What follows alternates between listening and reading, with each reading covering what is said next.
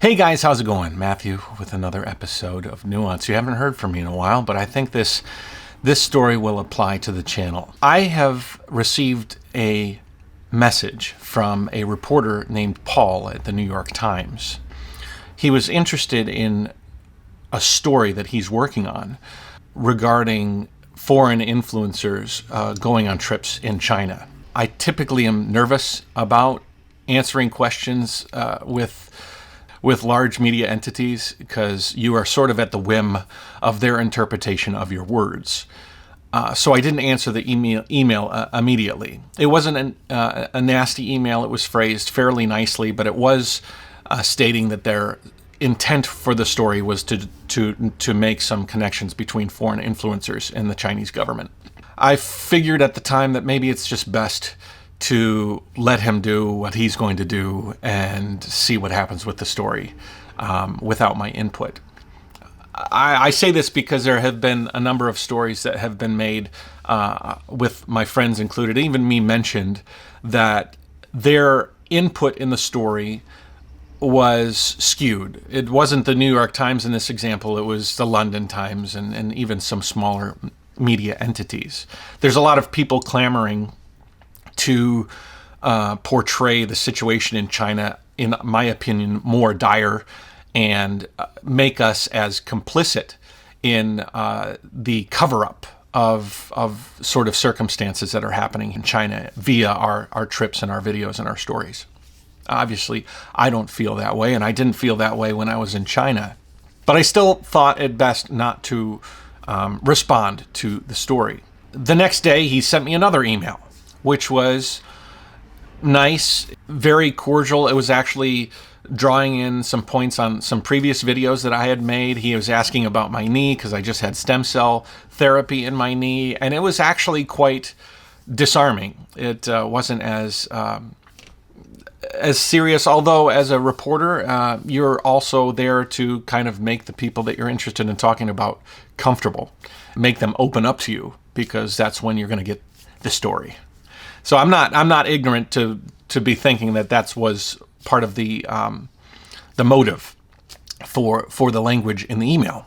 Either way, he asked in that email if I would be willing to go off the record so that he could explain what was going to be in the story, and he could tell me what questions he would ask if I was willing to go on the record, and sort of prepare me a little bit in some ways for the story, and also see if maybe I would be willing to go on the record subsequently.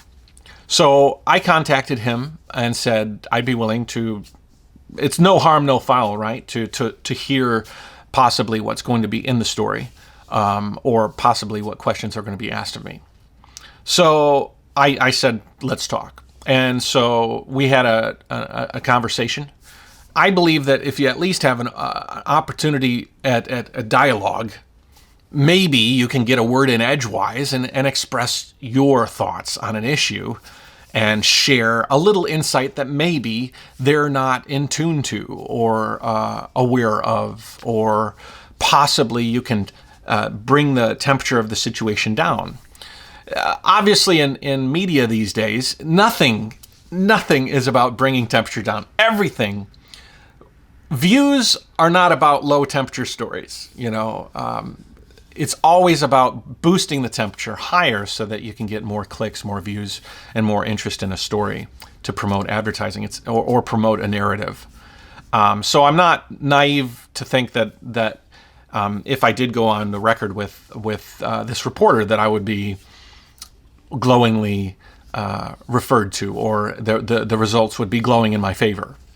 But maybe, just maybe, I could get a word in that could help people understand my point of view and the point of view of many people in China that I've met over the years. Thousands and thousands of people that I've met, tens of thousands. So in about an hour, he is going to call me and I'm going to do an on-the-record conversation about my travels, in particular in China, in particular in Xinjiang, I feel, but also hopefully provide some nuance to the topic and show that there's a lot of sides to a lot of issues in all the world, not just China, not just America, all over the world. And that I've traveled around the world extensively and done it in a way that I've been able to see people's lives on the ground. And I've done some things officially and some things solo unofficially. And I feel like I have a pretty good repertoire in order to actually make some honest and hopefully revelatory statements that will help his article hopefully become more balanced. He's also told me that he's going to include some other influencers. The story is not going to be completely about me. You probably know what the story is by now, because I don't think I'm going to release this until his article comes out. But I thought this would be an interesting way to show what an article is written based on what input is given. And this is going to be my attempt to show you what we talked about in our on-the-record interview for his story with the New York Times. Hopefully this interview connects very well with the statements and the ideas that I was trying to make in the interview, and everybody's better for it. People are better reading my opinions, people are better hearing my voice, and people are better at appreciating Paul as a reporter for the New York Times. I have looked at his Twitter and seen the articles that he's written, and many of them are slanted in a certain way according to his life as a reporter in China. And that's not my life, it's his life. And so hopefully we can come together as two different people living two different lives in the same country. Anyways, if you're quiet and you don't say anything, then it's damning by omission. And so I don't want to be damned by omission. I would rather have my words put into the article. My main channel and this channel are about being honest and being able to communicate openly, and not being afraid or regretful or ashamed of anything that I've said.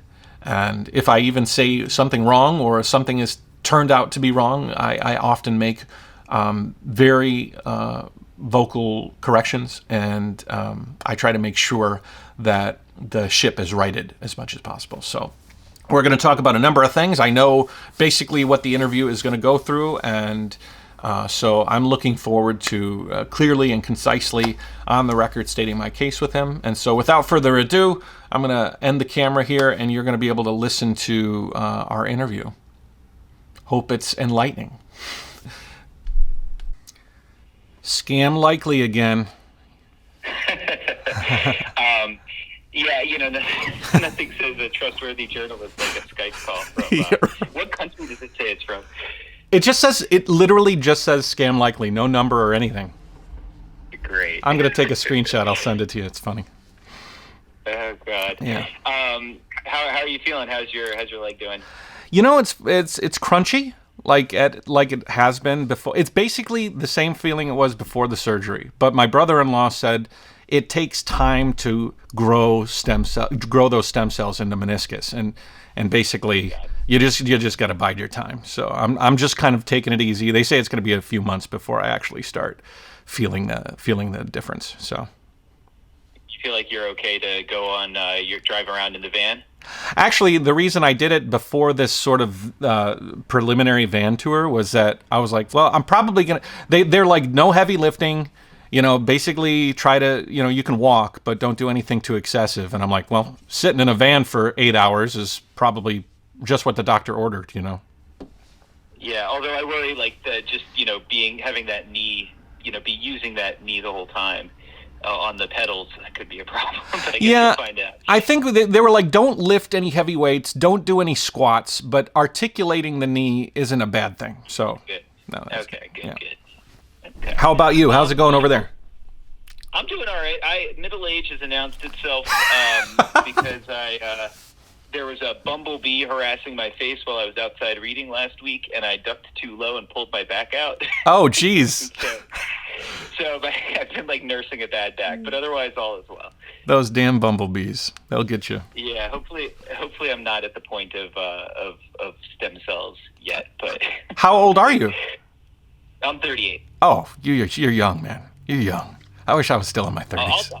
I'll take it. How old are you? I'm 42. I'm 42. But you know, once you hit that 40, you're like, oh, whoa, what is this? What? Yeah, I feel like I have a premonition to it with this bumblebee run-in. Right.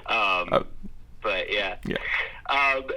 So let's. I just wanted to double check. So I'm going to record this. Yep. And I think we should record it with the idea that we would use it for the daily. And I don't know what their interest is going to be, so my plan would just be to kind of see what they say, and then if they're interested, we'll probably do a follow-up as well. Because there's probably stuff they want me to ask and so on. And if not, we'll just use it for the article. Yeah. And whatever. we'll just do it that way. It's okay. Okay. Cool. Okay, great. So let's hop in and let's sort of, dive back to the beginning. I'm curious if you could kind of just introduce yourself and maybe describe where you came from, and how you first got the bug for traveling and also for, doing this type of stuff, the sort of vlogging that you do. Okay, before we get started, just know I get kind of long-winded, so I realize. I'll cut you off if it's too long-winded. Yeah. Because I like telling stories. It's part of the reasons why I like making videos. But I grew up in Detroit, Southeast Michigan. My dad was a tradesman. He was an electrician, a carpenter, a mechanic, a plumber. We had a family plumbing business, and he always kind of tried to teach me to think outside the box and don't always preconceive notions, and try to build a better mousetrap was an important one. And so I started helping people design their products in Detroit at a young age. Even I was 16 when I designed my first product and produced it in factories in Detroit, actually. What did you design? I had this idea. They're these little, maybe you've seen them. They're little plastic guys that clip onto your automobile's antenna, and they hang on like they're like an acrobat, and they're hanging on sideways. Oh. And Yep, I have seen those. Those are called antenna acrobats. I made those and I distributed them. My idea was a lot bigger than what ended up happening, as many dreams are a lot bigger than reality in some cases. And so I sold a bunch to the automotive companies, and I lived in Detroit, so we had Dodge and Chrysler and GM and all of these. And so they were using them as promotional tools and stuff. And I learned plastic injection molding and metal fabricating and packaging and marketing and the whole nine. But I was always outbid by other products in the same genre of promotional products. And it wasn't until I found out that that product that cost me $1.50 to the customer, I could have produced in China for a nickel or a dime.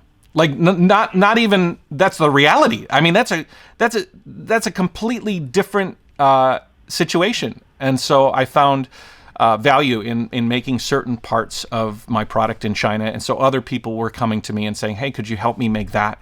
And could you help me make that? And so I started becoming a sourcing agent for people that were interested in making their products in China. And gotcha. So is that what first led you to China? Yeah, that is the crux of the original spark that had me moving to China. Yeah. Okay, got it. And so and I mean, where did the travel? It sounds like you were enterprising. Where did the sort of travel bug come from, or and maybe you can talk about your first kind of trips overseas, and how you kind of started getting going, doing your video blogs as well. I moved around the States a bit. I lived on a yacht in the Caribbean as a first mate, and then that was kind of an interesting opportunity to see people living a completely unique life. I mean, wealthy yacht owners. That is very atypical of most even American lifestyles. Right. And so then I quit that job because I was like, wow, it would be nice if I was one of the owners of these boats and not the guy working on it. So I left that to try to pursue my entrepreneurial ends, and that took me to Vegas. Because a lot of the products that I was making, I was selling to the casinos because they like to buy a lot of promotional products, and that was kind of the zone of products that I was producing. And I had a big project that was from a new customer, and I flew to China for the first time. I had been doing business online, like through a website called Global Sources, which helped contractors get in touch with factories and tradesmen and different things. And so I flew to China for the first time, into Ningbo, and and because that's where my agent was that was helping me source my factories. And I learned a lot of what I didn't know, and it was a long list of things that I didn't know. And so I decided, long story short, that if I wanted to grow my business, I'd have to move to China, because there was no way I could have done it continually the way I was doing it tangentially while living in America. So I figured I'm going to go to China. I'm going to spend 5 years there. I'm going to become a successful businessman. That was my goal. But when I got to China, I started traveling, and once you're in Asia, like. North America is a little bit isolated. You can go to Canada, you can go to Mexico, but you're not. Big trips are Europe, big trips are Asia. But once you're in Asia, man, there's so many places that are so close. And so I started traveling to New Zealand and India and Malaysia, Singapore, and all of these places. And my desire for business started to decline, and my desire to tell the stories was rising. And beyond all of the storytelling, I was choosing video to do it. And people who didn't understand China because of just natural ignorance, human ignorance, would watch my videos and, oh, wow, that looks like a good food. Oh, wow, there's not just miles and miles of rice paddies everywhere, and in China. There's more to China than what I originally thought. And so I had this added perspective that I was like, it was very fulfilling, because not only my family, but people all over the world could watch my videos, and I had people, a growing community of people that were understanding the world that I was living in and learning the lessons that I was learning without having to take the risks that I was taking with regards to moving myself to China. And it was kind of neat. Very cool. So just to jump back for 1 second, you when did you first go to China? For that sourcing trip to Ningbo, and then when did you eventually decide to move there? The first trip I ever took was in 2005. That was to the Canton Fair in Guangzhou on a sourcing trip. Have you been to the Canton Fair? I've been around the Canton. Yeah. Like I've been there during the whole thing, but I've never actually gone. Yeah. So 2005 is exactly when I first went to China. Okay. Yeah, it's very, very a lot of big changes since then. But I moved officially in 2009. To Ningbo, and I spent probably the majority of my time in Ningbo, but I certainly didn't stay there. I did venture out and around a lot.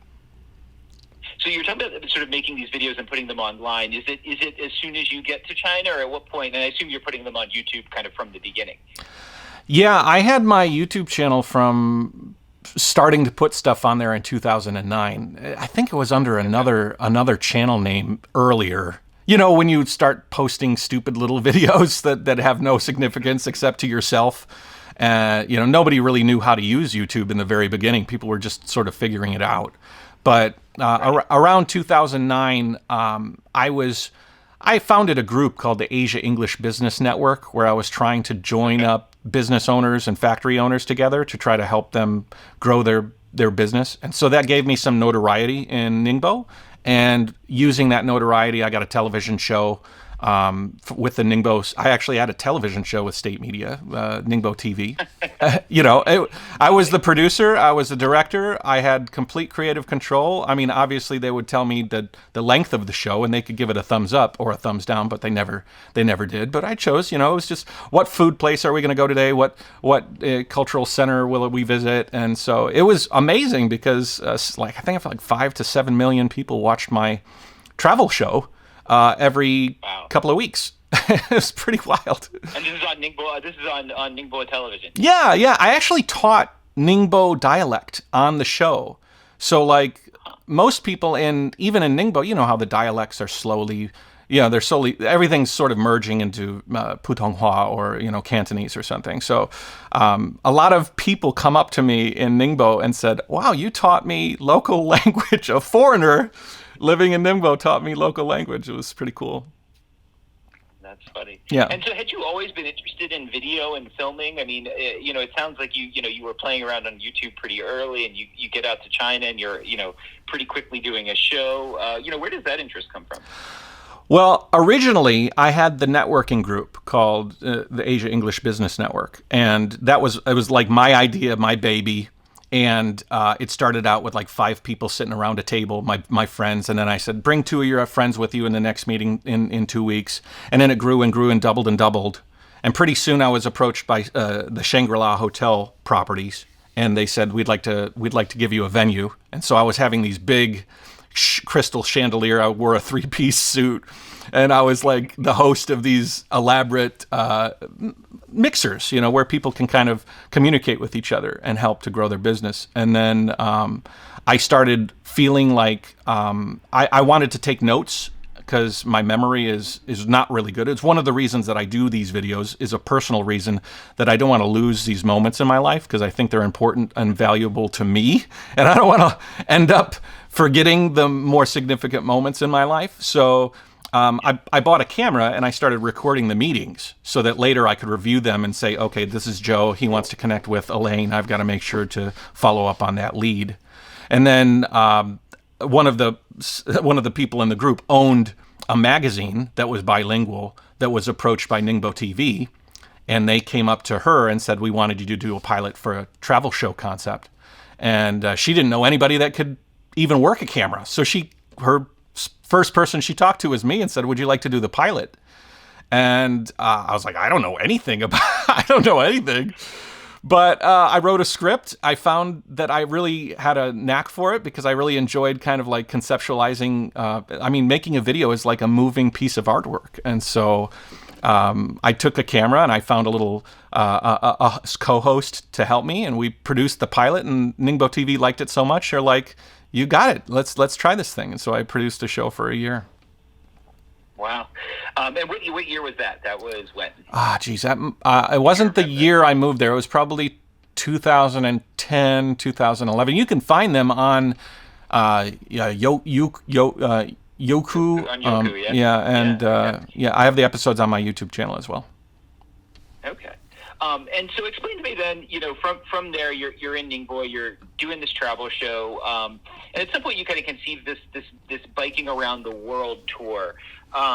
Explain to me how you got there, like how much later that was and how that process kind of went. It sounds like as you said, your business ambitions were going down and your desire to tell stories was going up, and it sounds like, I assume that kind of sort of conceiving of that adventure was a part of it. But if you can walk me through a little bit the process of how you came to that point.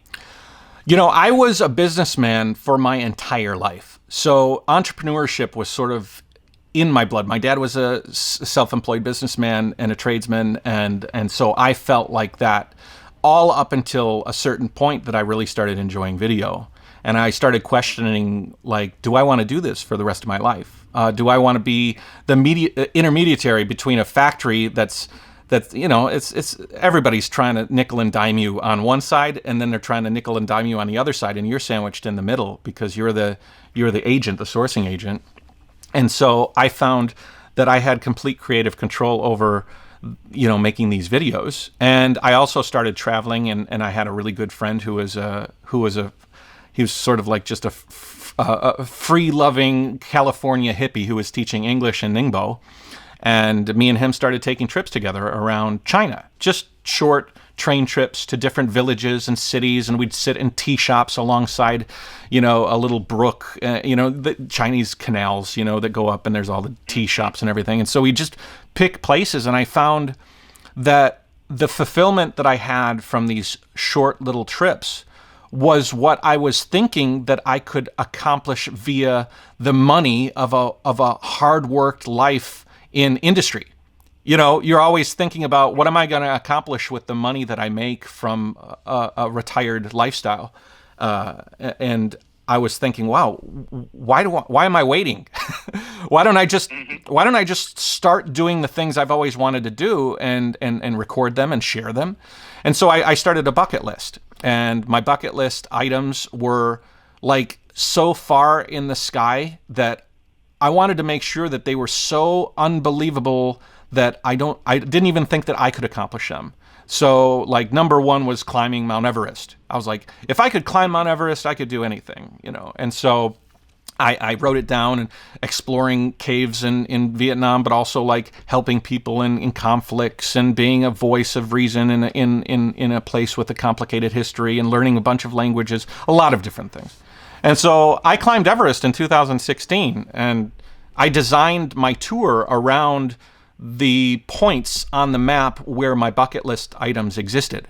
So it wasn't like I'm trying to cycle around the world as quick as possible. I was trying to meander around the world, and I'll do this thing here, and then I'll cycle to this place, and I'll do this thing here, and along the way tell the everyday stories of where I'm going and why I'm going and who I'm meeting and what I'm doing. Gotcha. And at some point, did you, by the way, it's an incredible accomplishment to have gotten up Everest. Well, I didn't summit. I got very close to the summit, but I turned around because of health reasons, and I want to go up again. I'll get up there again. Just if you do, be careful. Yeah.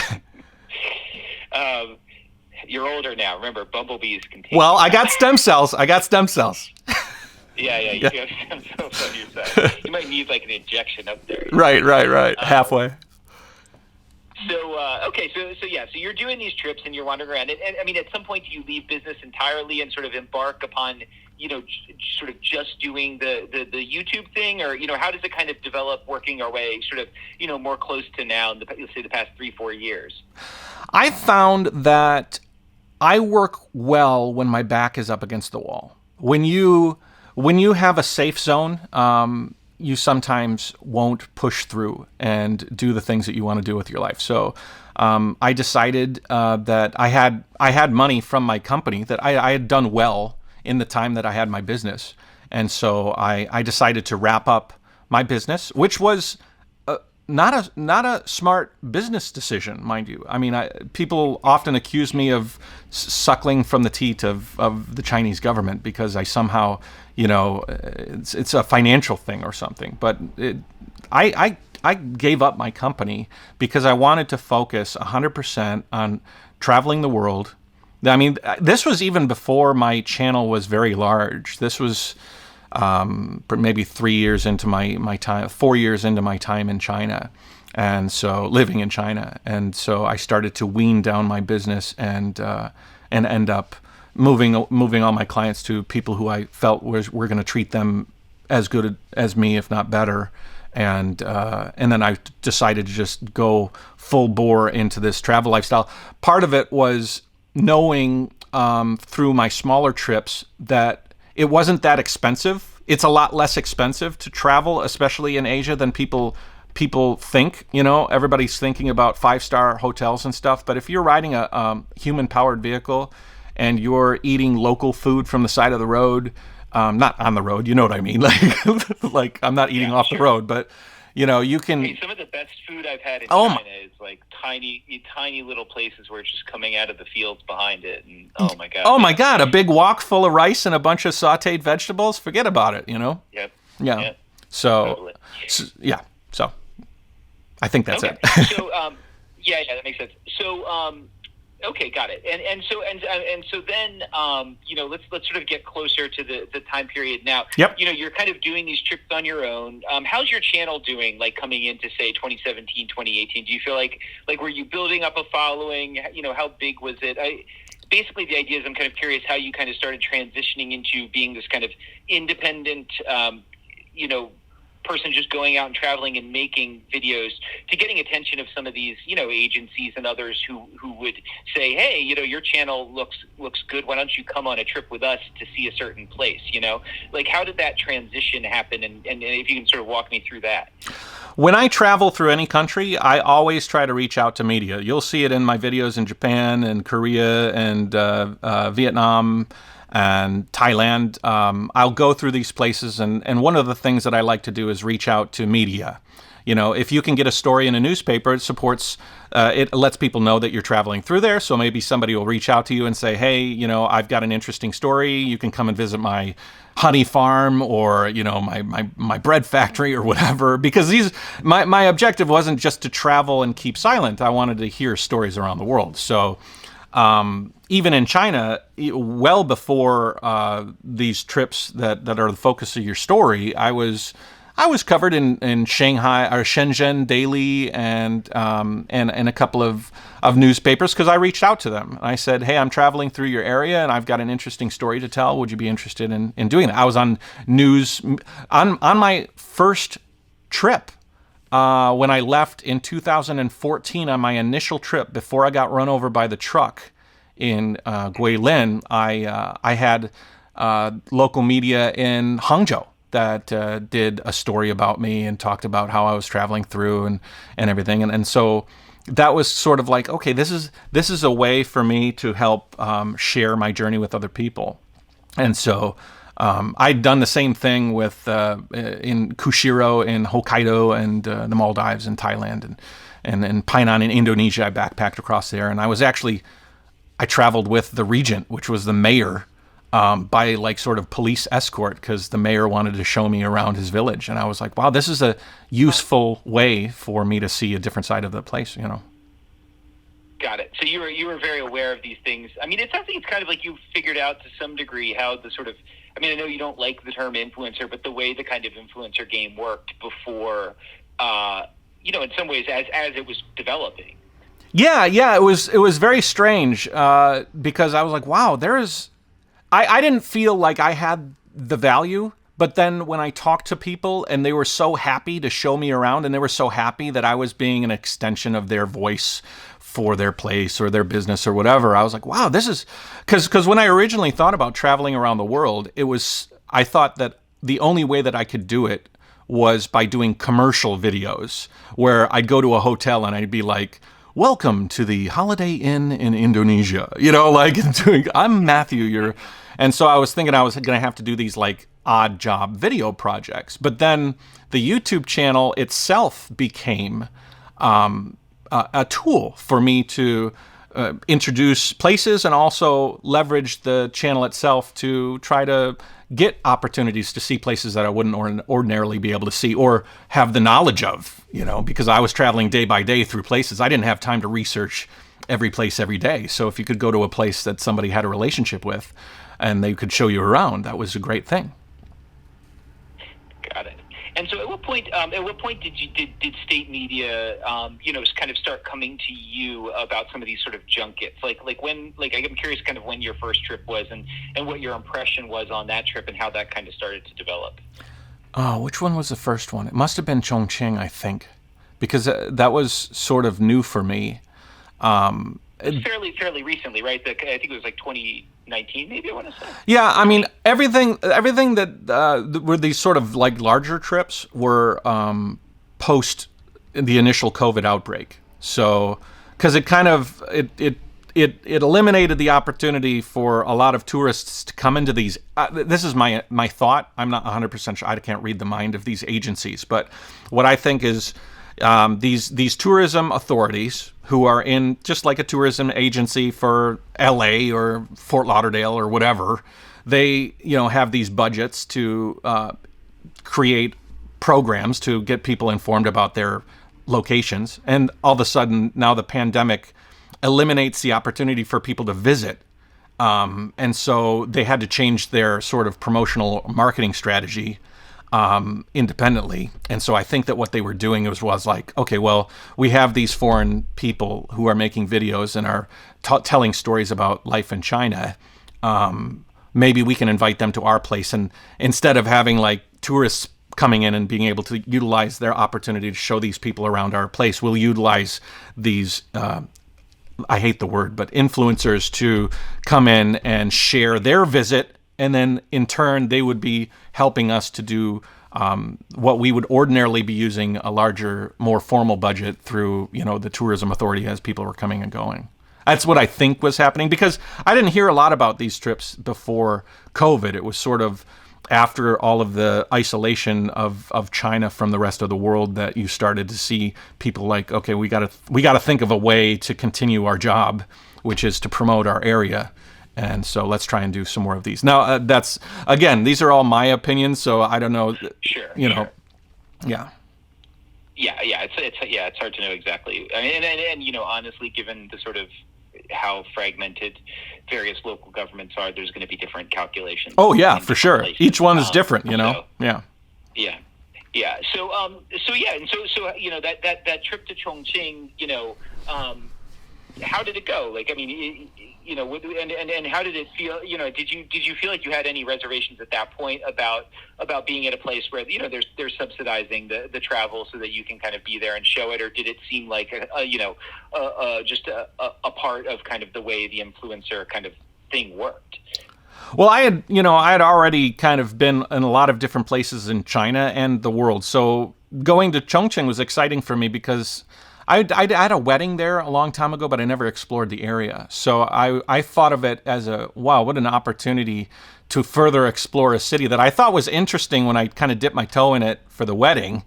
And so they contacted me and they said that we have this series of places in Chongqing that if you're interested in, they actually offered me a bunch of different choices of places that I might be interested in going. Many of them were like the Three Gorges scenic spot where the beginning of the first gorge, I think, is. And then there was some cultural things, and there was like zip lining. There was a bunch of options. And so they allowed me an opportunity to sort of like build your own adventure sort of thing.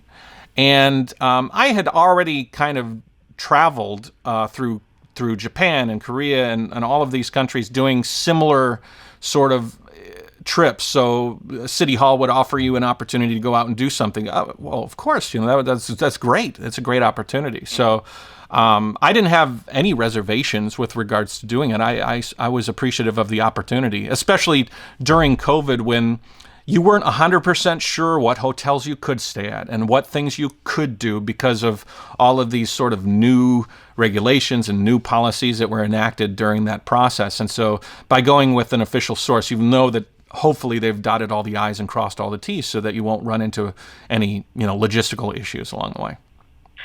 Yeah, and as we talked about, that was a tough time to travel. Yeah, for sure. And so I'm curious, was the support similar? Like, I mean, did what was offered, for instance, on the trip to Chongqing in terms of, I assume they basically paid for the travel and hotel and that type of thing. Was that similar to what you had seen in Japan and Korea and elsewhere? Was it more generous? Like, how did it kind of stack up? Well, the trips in China were longer. I was, okay. And I'm not sure if I would have gotten the same sorts of trips in other places. I was traveling differently, so I was cycling. Mm-hmm. So I was literally driving to a place, approaching that place, and saying, do you have anything that you could show me around with? Whereas in China it was, hey, come on out to our place and we'll show you around for 4 days or whatever the case may be. So that was different. Okay. But yeah, I mean, a lot of these tourism authorities are tied into all of the local eateries and the businesses and the things like this. So as far as offering stays at unique places, that was something that I welcomed because obviously these tourism authorities are connected to the hotels and to the eateries and to the places. So, I figure that they're just, providing us with interesting places to stay out of the catalog of places to stay in their towns or cities, Mm-hmm, mm-hmm. And so then, you kind of keep doing these different trips, and maybe if we can jump forward a little bit Sure. to that Xi'an trip where, it sort of, became a kind of a different tenor from maybe, it sounds like the Chongqing trip was sort of overwhelmingly positive. In Xi'an, in that video, you kind of talk about sort of being pressured to endorse products that you don't know and praise places before you've actually seen them, and the agenda is really packed. Maybe you can walk me a little bit through your feelings about that trip and how that went by comparison and how you felt about that. Well, I think you and I have always, we know what it's like when you go through the airport and you see the person with the flag in the front of the line, and then the train of Chinese people who are going on a trip to do very specific things in a very specific order in order to have their vacation. To me, that's not a vacation, but there is an ideology in China that still exists that is very regimented, and different groups in China might construct different trips in different ways. In this case, in Xi'an, it was organized by a sect of the CRI, China Radio International, and And there are actually other groups that I've taken trips with CRI that are completely different, So it was really a team of people who set up this journey through. It wasn't just Xi'an; it was Shaanxi province that had some notable spots along the way that I was very excited about visiting. One of them was sharing the experience of the wall around the center of Xi'an, which is that old wall that you can ride your bicycle on. I don't know if you've been there. It's really fun. I like it. It's beautiful, great for pictures.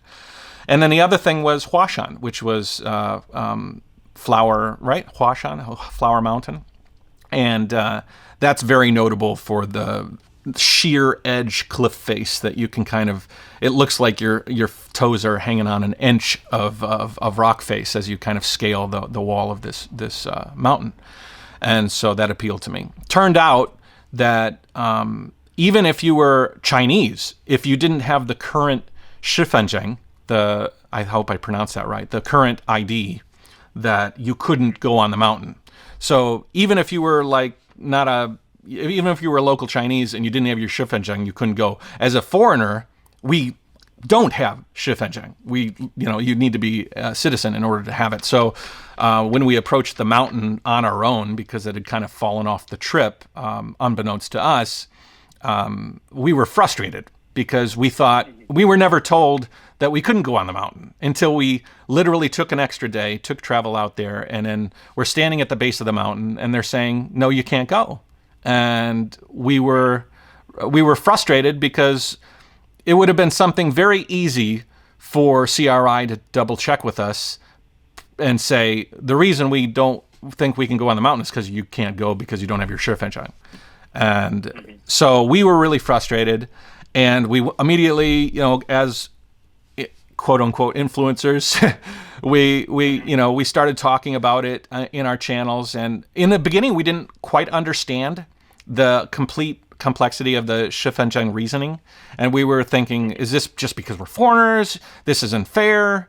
And what ended up happening was, we learned about Shifenzheng. And the people at the base of the mountain tried to get us up and tried to bend rules, but you can't really bend a lot of rules in China. And it turned out that we left frustrated, and we made a video about it, and we were sort of unhappy because what we really wanted to do, go on the mountain, was supplemented with sort of, it wasn't endorsing products. It was more or less walking to a place that is significant for hydroelectric, what is that called? Geothermal cooling.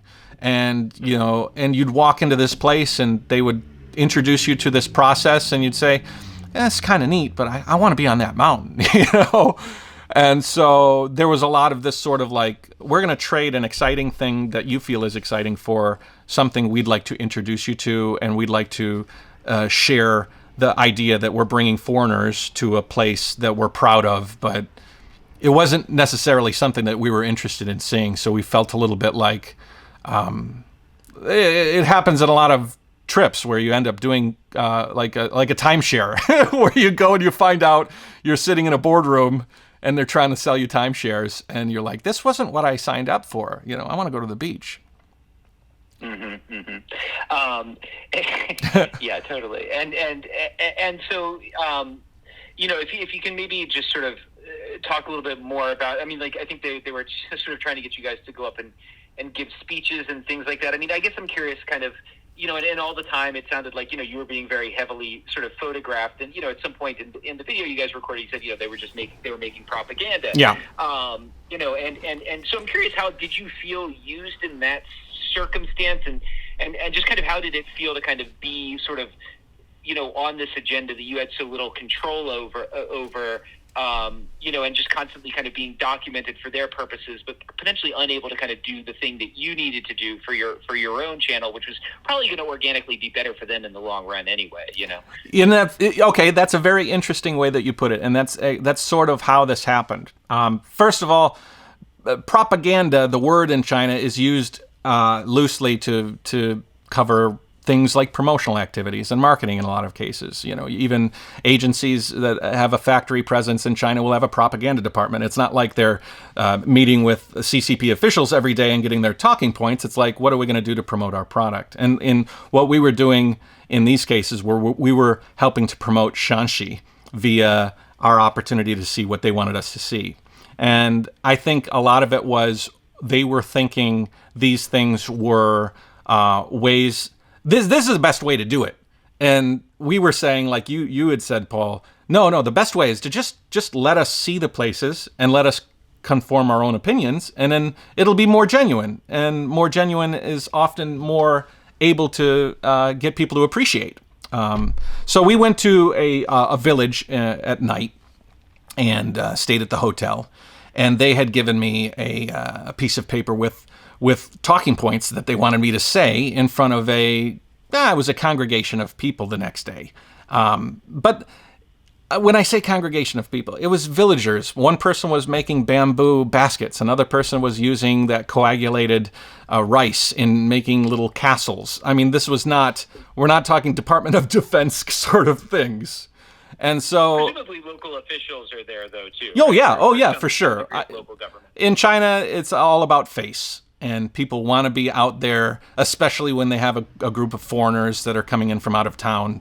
Everybody was very excited about our presence there. And so they gave me talking points that they wanted me to say the next day. And one of them was that the village is beautiful and the people there are very industrious, and a lot of very specific sort of attributes to a village that I hadn't seen quite yet. And so I was frustrated at the time. I said, I'm not going to speak your words. If you want me to, you can allow me an opportunity to meet these people, and then I'll come up with my own words. And they were a bit like, okay, that isn't what we had originally planned. And you know how China is. They have a plan and they wanted to stick to it. And it wasn't let them speak. It was let these people say make sure they get these talking points in, because these are the points of the village that we really want expressed.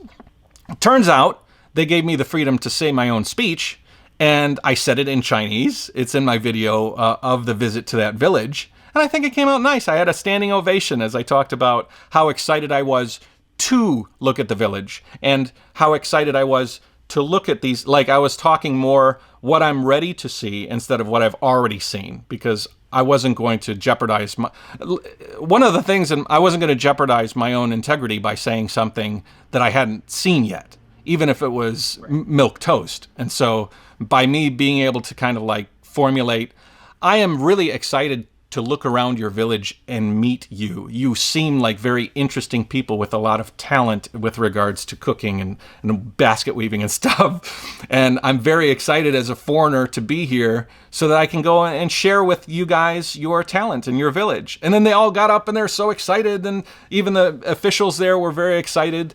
And it was outside of the original plan, but it ended up working a lot better. And when we looked back on that, we were like, it's really unfortunate that they wanted to be so strict, because the more loose and more open and more honest ended up working a lot better, Right.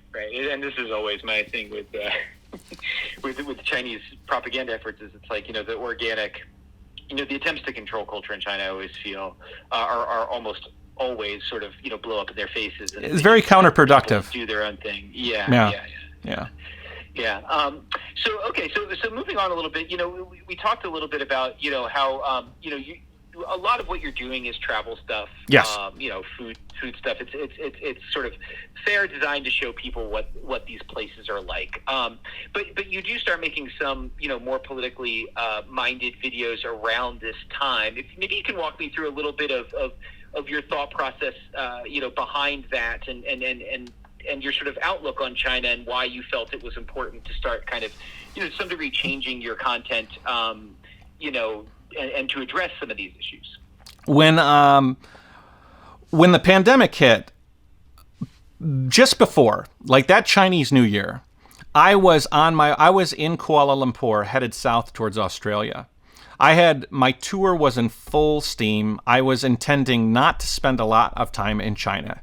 And there was no animosity towards China. It's just my mission in life is to travel from China all the way to the United States. That's my mission, and to do it very slowly and do it methodically and explore every country along the way. And I had lived in China for a very long time, so I felt like I had that sort of, I had China pegged, and I was out to explore other places. So the pandemic hit, and I came back to Ningbo, and I ended up staying there. And I felt a little bit like my original dream, as many people during the pandemic, they had to put what they wanted to do on pause for the duration of whatever rectification the country was enacting, whatever country you were in. You had to basically wait through the pandemic situation. And I was contacted by I was friends with a bunch of other creators in China, and they were a bit more politically minded than me, and they were creating a live stream called Let's Talk China. And so I started doing these shows where I was not really comfortable sharing my political views because I had been a travel vlogger for so long, but during this time, there was so much politically charged rhetoric coming from all different directions, and there was what I felt misconceptions with regards to some of the things about China. There was a lot of blaming going on and accusations and stuff, and me being on the ground in China, I felt like I had an opportunity to talk about it, so I did through these live streams.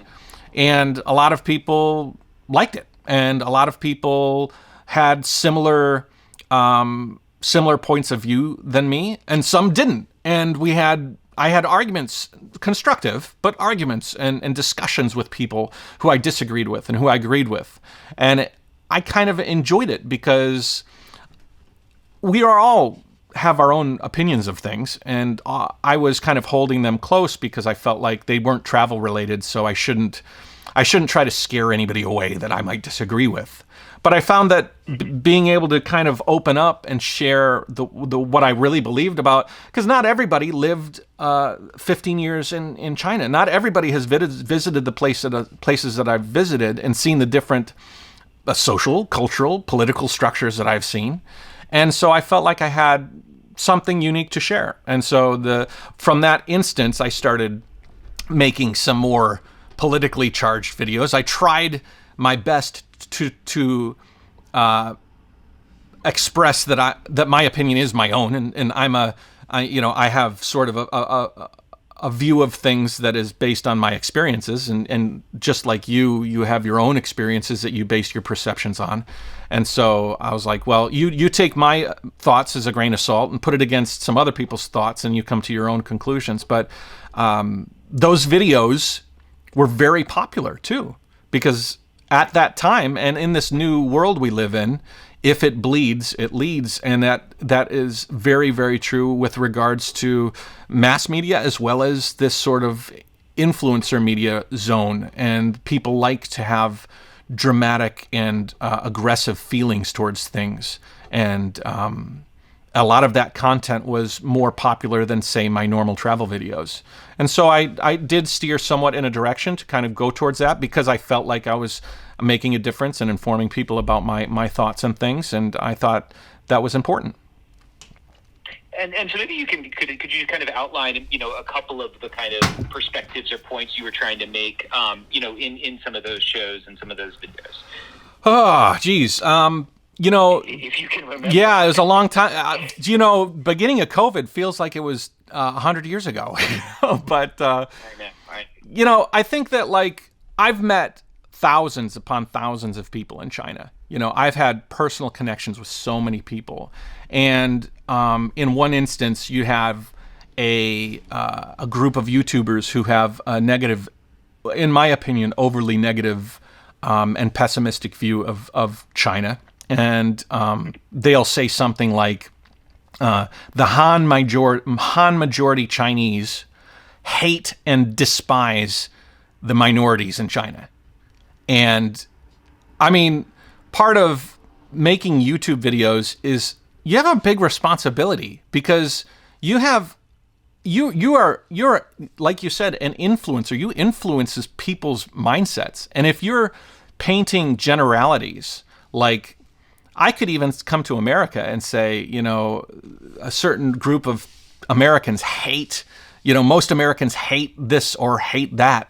You might find instances of it, but labeling the entire culture that way was wrong. So using, the platform of Let's Talk China to kind of share my personal opinions and say, no, this is not true. There's racism in China. There's bigotry in China. There's unfairness and tiered justice systems in China, just like anywhere. And I would hope, Paul, that you would put that caveat in there, because that's a good soundbite, if you just wanted to pull that one out. But the fact is that everywhere in the world there's unfairness, and there's certain groups of people that are unjustly ridiculed. But I felt like if I could add some balance and nuance to these issues, it would be helpful. That's sort of an example of one of those things.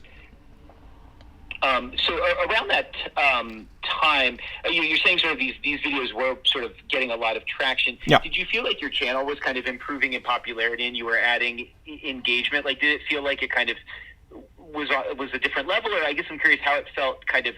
I assume you started to get more comments and more responses. I'm curious if you could just maybe describe that a little bit more. Like, how much did it feel like, the channel was taking off in a more significant way? To be honest, I was frustrated because I was a little bit nervous that I was taking my channel in a direction that wasn't long-term. Obviously, I was trying to do these sort of more political videos during this period of time because the views that I had inside China had relevance to the major topics of discussion in the world at that time. I was a foreigner living in China during a pandemic, and China had a large role in things that were happening on the ground in that time. And so people were coming to me to learn about these specific topics, and I was worried that they won't stick around. Obviously, if they're not interested in cycle traveling or the vlogs that I was recording outside of these topics, then this was going to be a short-lived thing. And so I was happy that people were coming, but I also understood that there's going to be there is most certainly going to be a percentage of this group that's come to find answers to this specific question or topic that aren't going to stick around for the rest. And so I was trying to make sure to balance my channel so that they wouldn't be like all of the sudden carpet pulled under their feet. Oh, this is not the channel that I originally wanted to watch. And so it was a balancing act to try to make sure that I stuck true to my morals, which was sharing real stories on the ground and sharing my opinions and having integrity in the most, in the best ways possible without overindulging in this new genre of viewership that I knew might not be there for the long term. Does that make sense? I wonder if I said that correctly. Yeah, it does make sense. Yeah. And I guess I totally get that. I'm just curious. On top of that, I assume the engagement was kind of more significant. That it kind of turned out, discussing these hot button issues in a way brought in more people than taking them on a cycling tour of Shaanxi. Yeah, most certainly. When I was traveling, actually, it was a good learning experience because I had sort of, like I said earlier, held back a lot of my beliefs that I felt might be slightly controversial, even in Thailand or even in Korea and different places. I was trying to make sure that I was a very, very like milquetoast-ish travel vlog.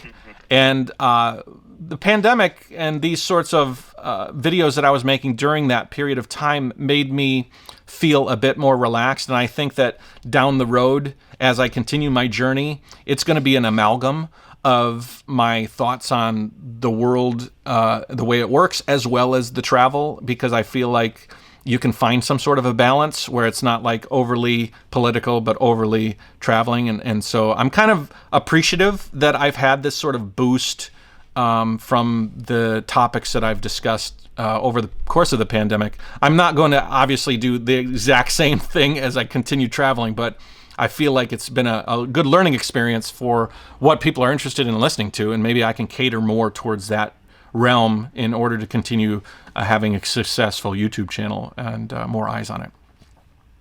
Got it. It's interesting. Yeah. So just to kind of drill in one of the points you make in your video, it's kind of early in the pandemic, and you're talking about the potential origins of the virus, and you're saying don't be so quick to conclude that it's from China. It could be from the United States, and China just detected it first, and this was a big talking point at the time, sort of from Chinese propaganda. You've said that since then you talked to some of your more expert friends, and you believe that the virus most likely came from China. But I'm curious, do you regret kind of theorizing in that way? I mean, do you feel like you are kind of out on a limb, or a little bit kind of like beyond where you should be speaking, or do you feel like, speaking as a regular person, this was sort of a theory that you had and it was okay to voice it? I'm curious if you can maybe walk me through your thoughts in retrospect about those videos. Well, preface it with saying that nobody in the government ever called me to say, hey, make a video about this topic. It was just simply my thoughts. Okay, well, you know what? I was very frustrated with the fact that when the situation was breaking out in Wuhan, I was pretty convinced with what we had known at the time of the virus that this was going to be a global problem, and friends and family and viewers in America were or even in the West in general, were sort of, it's a China problem. This isn't a problem that we're going to have to worry about. And no, it most certainly is not only a China problem. It was going to be a global problem, and I felt frustrated at that. And as I started to hear things and learn things, obviously conspiracy theories during the origination of the pandemic were all over the place. And in China, you were hearing them as well. It wasn't like you weren't hearing conspiracy theories. You hear them everywhere.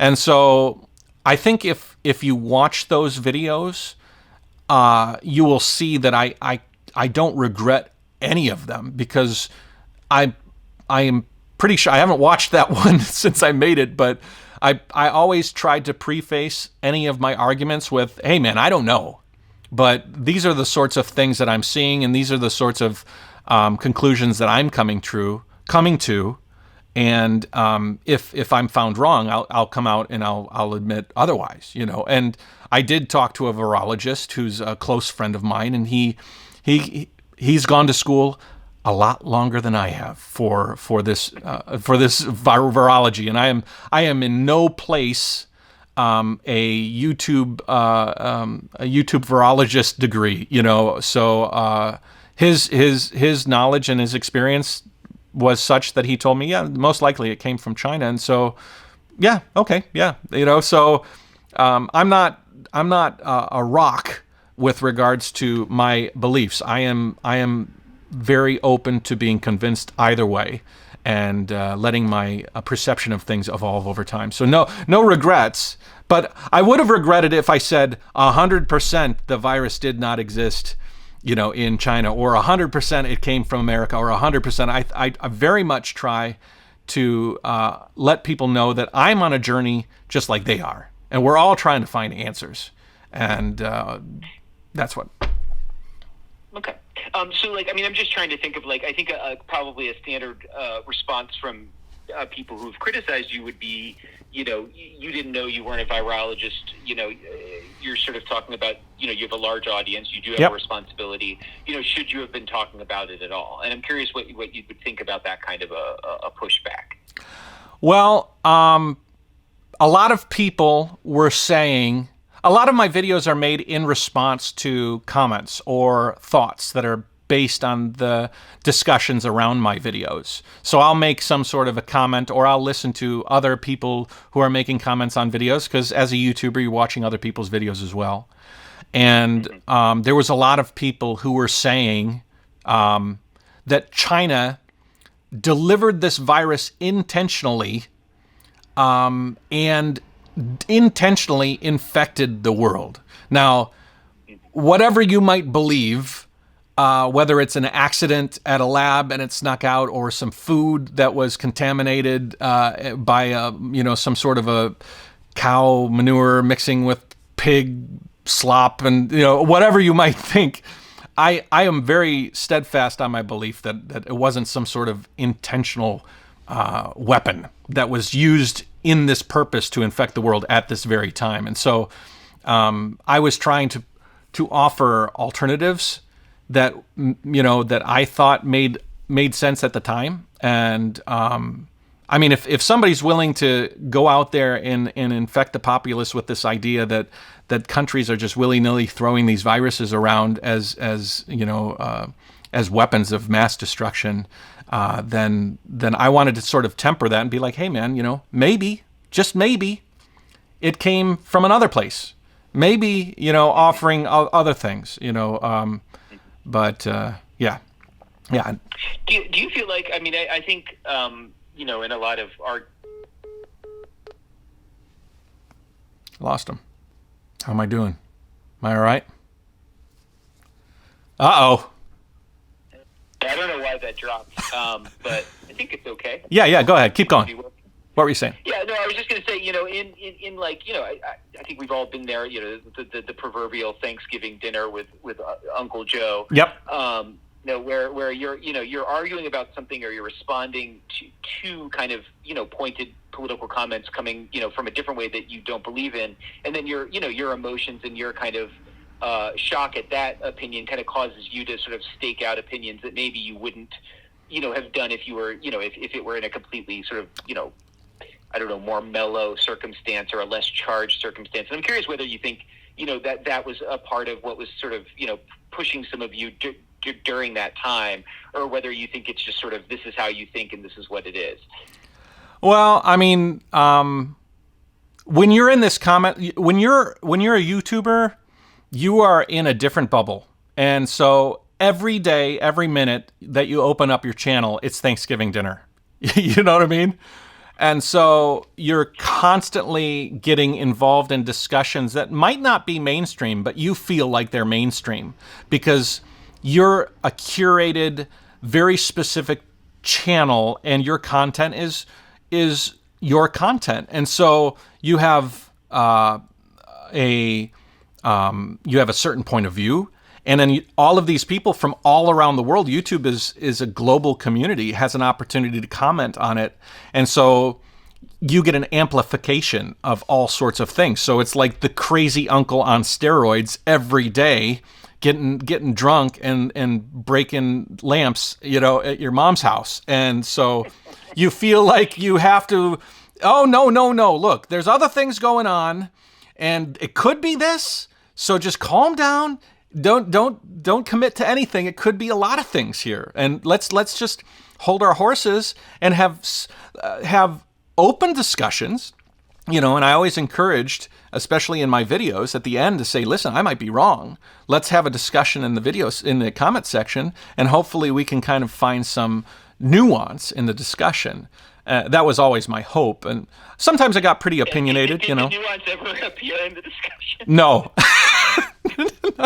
Sometimes it would. Sometimes you would hear somebody, especially your comment section, they're your family.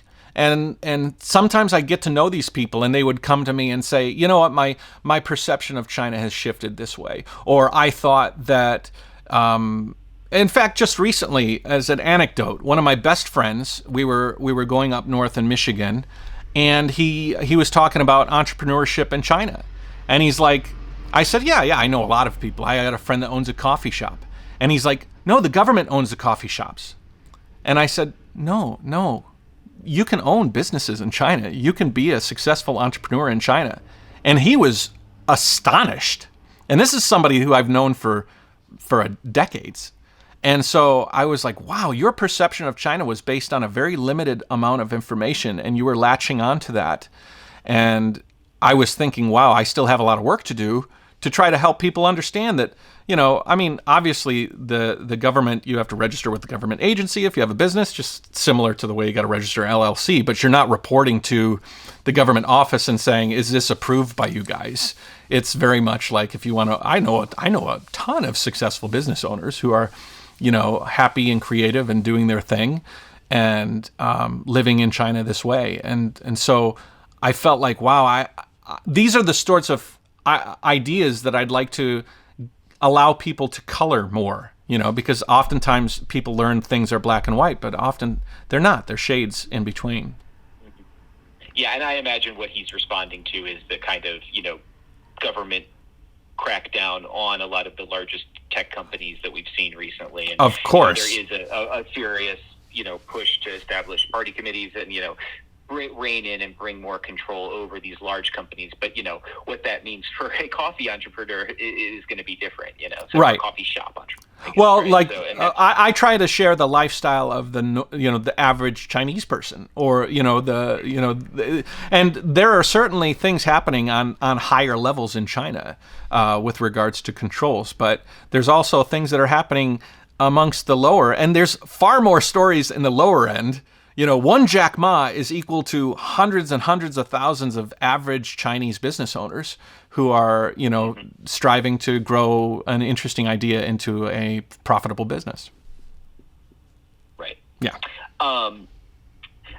Yeah, and so let's sort of go forward a little bit to the trip that you took, out to Inner Mongolia and Xinjiang. Yep. And I mean, I guess the first question is just kind of a funding question.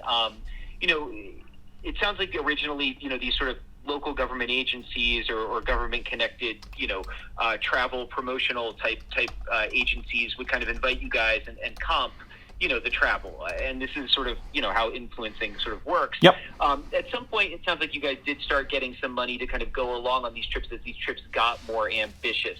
Can you talk a little bit about that and how, when that change kind of happened and how that change happened? Well, there's all sorts of trips, and they're all different. In some cases, you are taken as a guest, or you're provided a trip as a guest, and you're shown a place. And then there's also situations like I did in Ningbo, where you're producing a video for a project, and you're actually a host or a producer, or you're actually making a video for the purpose of publication. In which case, you're an actor and you're a personality, and so you're paid as such.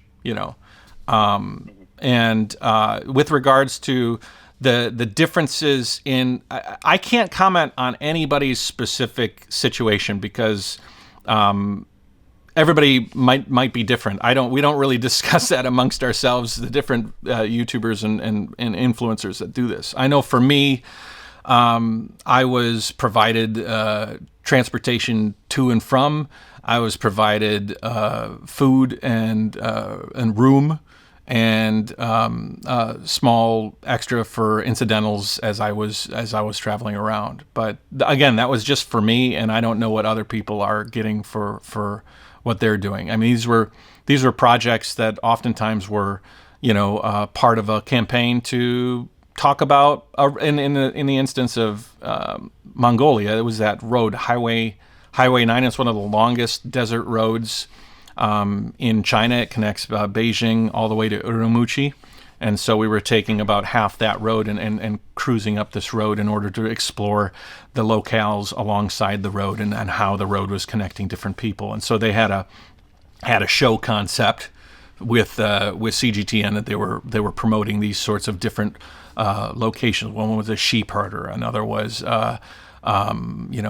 people that were digging trenches to supply water from the mountains across the deserts to feed communities that otherwise would be in arid deserts, And the topics of discussion or the topics of the journey were very much in line with the travel stories that I tell, in my travel vlogs. Sure. So can you tell me about how much for incidentals you were getting, like during that trip, for instance? Just, I'm not talking about other people. This is just specifically to you. Just sort of refer to yourself.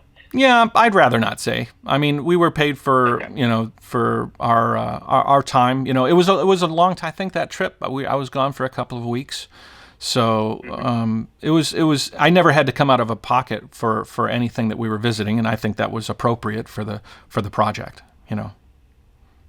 But then you got extra money on top of that for your time, right? Like, as you were going. Well, I didn't have to spend everything that I got, for sure. But did they pay, like, on top of sort of supporting the trip? Did they give you extra money? Is the question. I had a daily stipend that took care of different things on the journey. You weren't using it, is what you're saying, basically, because they were paying for it. I didn't have to. Yeah, in certain circumstances, But if I wanted to go out with my friends and, we were off we were finished at the end of the day, we'd go off and, obviously you'd have some money to go ahead and enjoy the different places that we went. Mm-hmm. Got it. So, I think there's the trip to Inner Mongolia and on, one thing I think that jumps out and that I think a lot of people react to, is the fact that, you're in those videos, if you understand China, you can tell that you're in a car that's labeled, that it's owned by the Chinese state television broadcaster. You're traveling with an anchor who works for the Chinese state broadcaster. But in your videos, it's not necessarily clear that that's what's going on. Do you feel like you should be more clear? Or do you feel like it's acceptable because how you make your videos and you don't feel like they're leaning on you to say anything in particular? Well, you are right. I've never been told to say certain things at certain places or make a video specifically about a certain topic. It's pretty open-ended on these trips to have the freedom to record what you want when you want. There were many instances where I was at a place that I didn't find interesting and I simply didn't make a video there because it didn't fit in line with the types of videos that I would put on my channel. With regards to the... Oh, I'm sorry. Could you say the question again? I'm sorry. I lost. Yeah.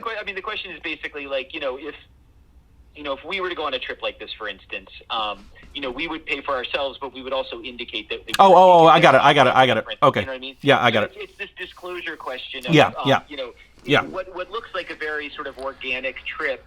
Is actually something that is being planned by a state media organization that is literally under the propaganda department of the Chinese government. And so I'm curious whether you feel like you should have done a better job disclosing that, or you felt like it was appropriate. Because I think one of the issues here is that people can confuse, right. This and think that, Matt's just out on his own having this road trip, when in reality it's a much more complex situation. Well, first of all, propaganda department is very, very similar to a tourism department for some sort of locale in another country. It's just, kind of under a different title, but it is more state-owned. It's more state-owned. Not at the sort of national broadcast. Yeah, it would be like the American government taking you on a tour of the Capitol in Washington, D.C., right? Or something like that, catered by the... but it would be if the United States owned its own television channel that was the dominant television channel that it used to sort of put out very specific policy perspectives. This is China. Yeah, right. Exactly. It's different. Yeah. So when I travel, my vlogs are... I can't voice what other people are doing with regards to these trips and how they portray themselves in these trips. But for me, most of my viewers, if they watch my content, they'll know about the trip beforehand because I'll be talking about, hey, I'm about to go on this trip with CGTN or whomever, and it's going to be exciting. We're going to go to these different places. When I'm on the trip, I don't ever shy away from showing the vehicles, and oftentimes sometimes you'll shoot 3 or 4 videos in a day that are really short, and you might be away from the group, and so the video will be very independent because you're just talking about it. But oftentimes we're driving in the car, and I'll be like, oh yeah, I'm here with CGTN, we're going this place, and we're going to visit this place. And so I never try to hide the fact that I'm doing this. As a matter of fact, it helps to color the trip by saying, this is who's taking us there, and this is what we're seeing. And been entertained by performances like dance performances and cultural performances, and been introduced to museums, and obviously you're guided in those cases. But in most cases, I try to walk away from the group and then record videos about human interest stories and people I'm meeting along the way. And in most cases, I'm sure you might be able to find a couple, but where I don't mention CGTN, but it's simply because maybe I'm making 3 or 4 videos that day, and I haven't done the opener and the ender for every single one. But in the video description, you'll always find written that this trip was a trip I took with CGTN. I really appreciate the opportunity, or whatever. I try to put a disclaimer there. Yeah. Okay. Yeah, because I mean, I do think on some of those trips it wasn't necessarily clear. Like I could see it pretty easily. Like to me it's very clear. But I'm just like thinking of somebody, say, from Detroit who's never been to China, kind of watching this and not really understanding sort of the architecture around the whole thing. I try to do my best in all my videos to explain how I got where I was and where the trip is heading.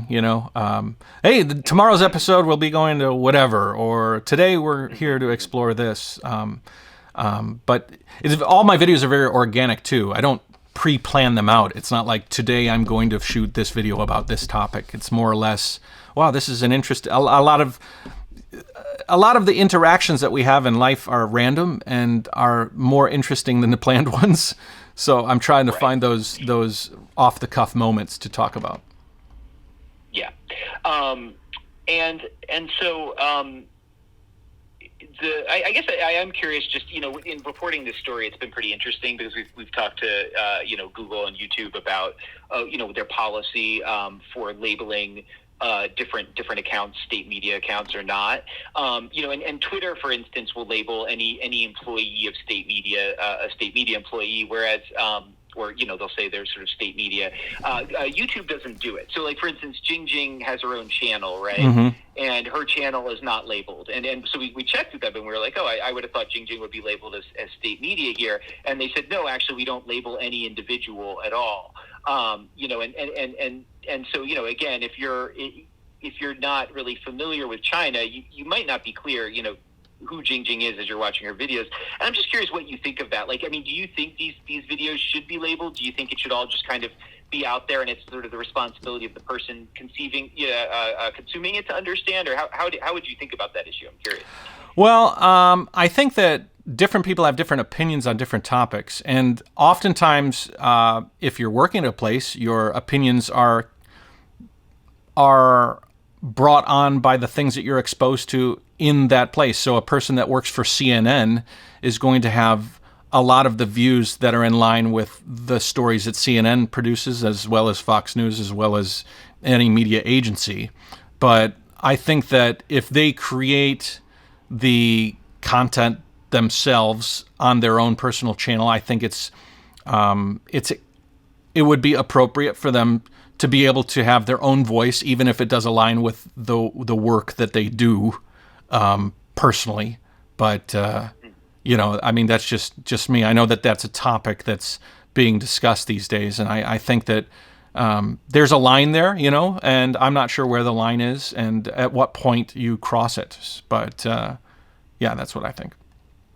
Yeah, and I think that idea of a line is an interesting way to think about it. I am curious because it's one of these things where you say in general they rarely pushed you to do any kind of video except for those sorts of the Xi'an trip we talked about, where they pushed you to kind of do the sort of praise our place before you've seen it or that kind of thing.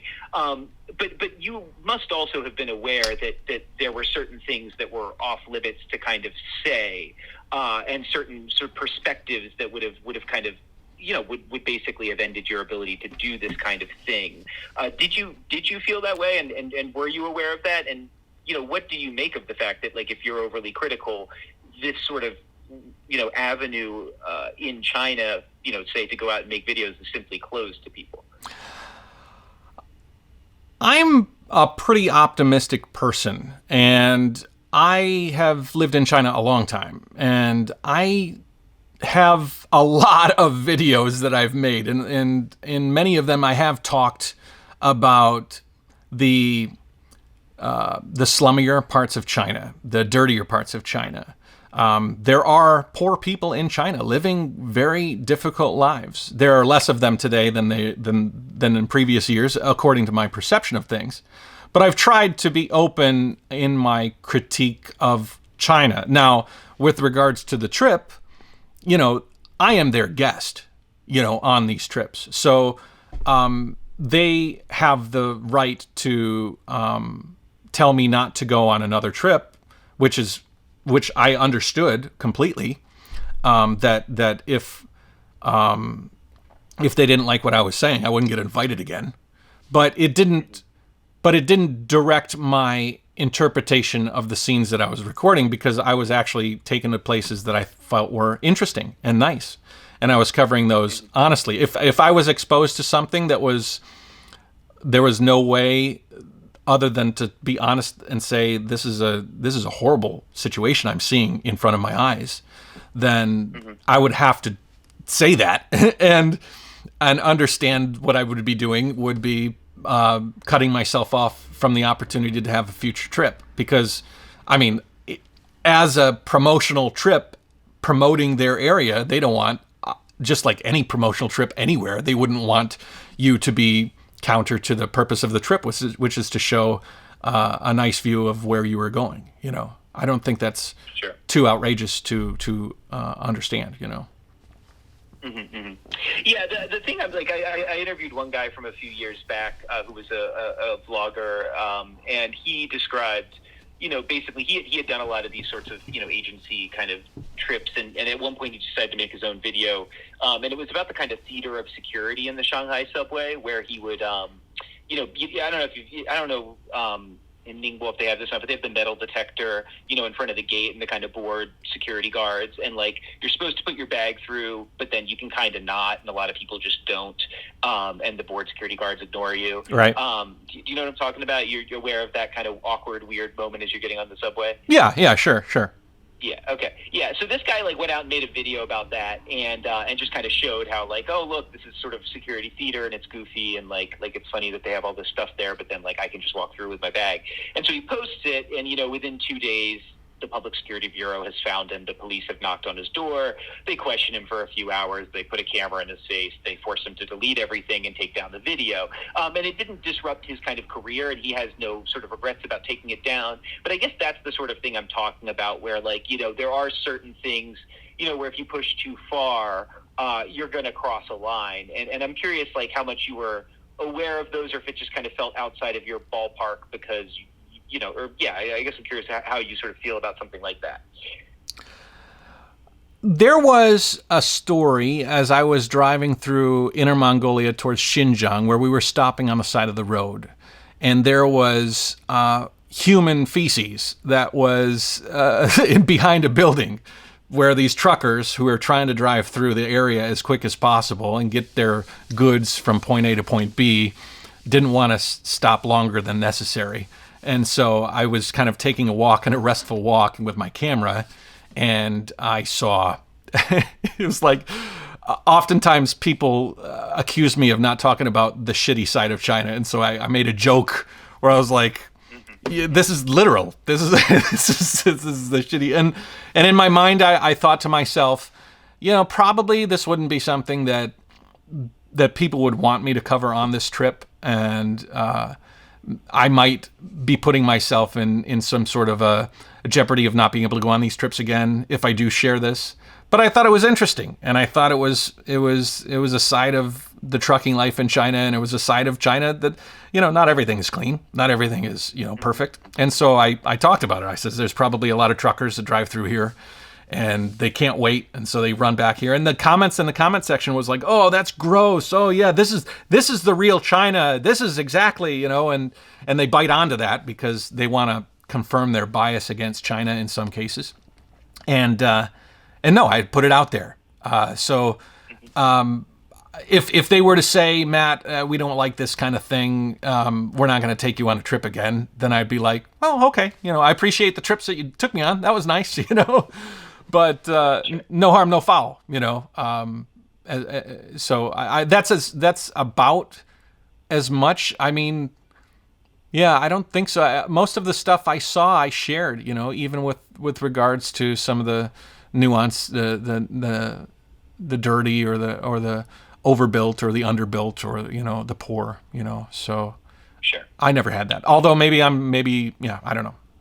Yeah, that's just my I take. mean, I think it's possible your perspective on China aligned pretty well with what they wanted anyway, and so it was sort of for you it just didn't become a major issue. But to kind of push it, so you're traveling through Inner Mongolia and Xinjiang on this trip, and Yeah. Inner Mongolia had these big protests. I guess this was probably a year ago now, centered around the teaching of the Mongolian language in schools, where parents were quite angry as it stopped being taught at a certain level.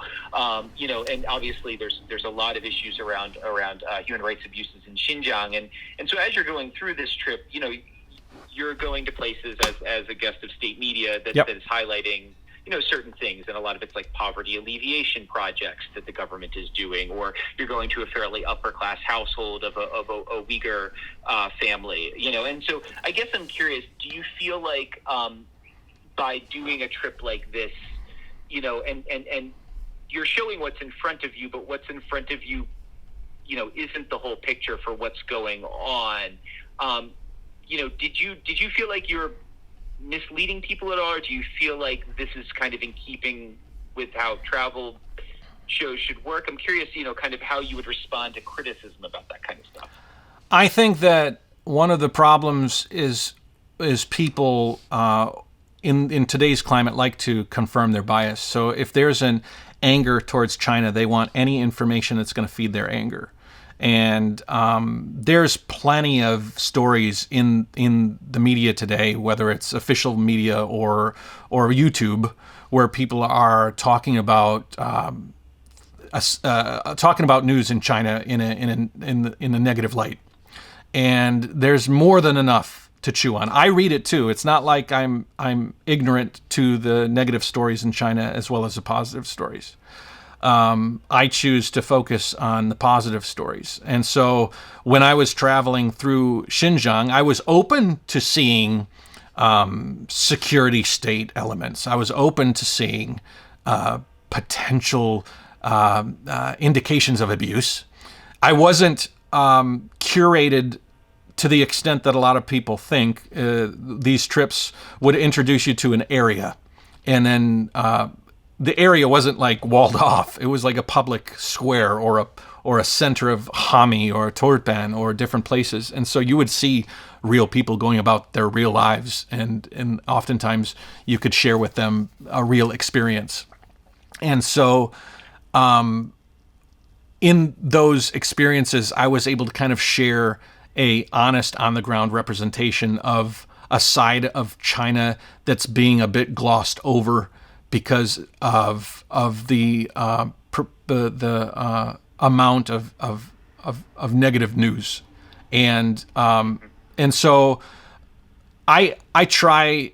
I wouldn't not report it if it was in front of me. It wasn't in front of me, and what was in front of me were stories of real people doing real things. The people that I met, even though I was being introduced to them on this tour, they're still there. The couple that I met in Turpan, who was Kazakh and Uyghur, retired couple, very happy, growing grapes in their atrium, are still living in that house that I visited, and doing their thing. And so being able to share that positive story, I felt added color to an issue out there that if you're only willing to accept one side of the story without even accepting another side, whether it just because you want to confirm your bias, I feel like that's you're being disingenuous to yourself. So yeah, I don't have regret for the things that I showed. I've lived in China for over 15 years, so the people that I met, I'm sure that they were real people. I have enough time in China to understand if I'm having the wool pulled over my eyes,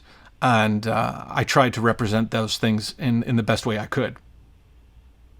Sure, but you talked about telling both sides of a story, but like on these trips, you're not talking about, the re-education camps in a meaningful way, right? And you're not really engaging. I mean, I think you talked a bit about the COVID protocols, but the broader kind of very heavy security. I mean, correct me if I'm wrong, but I didn't see much on that either.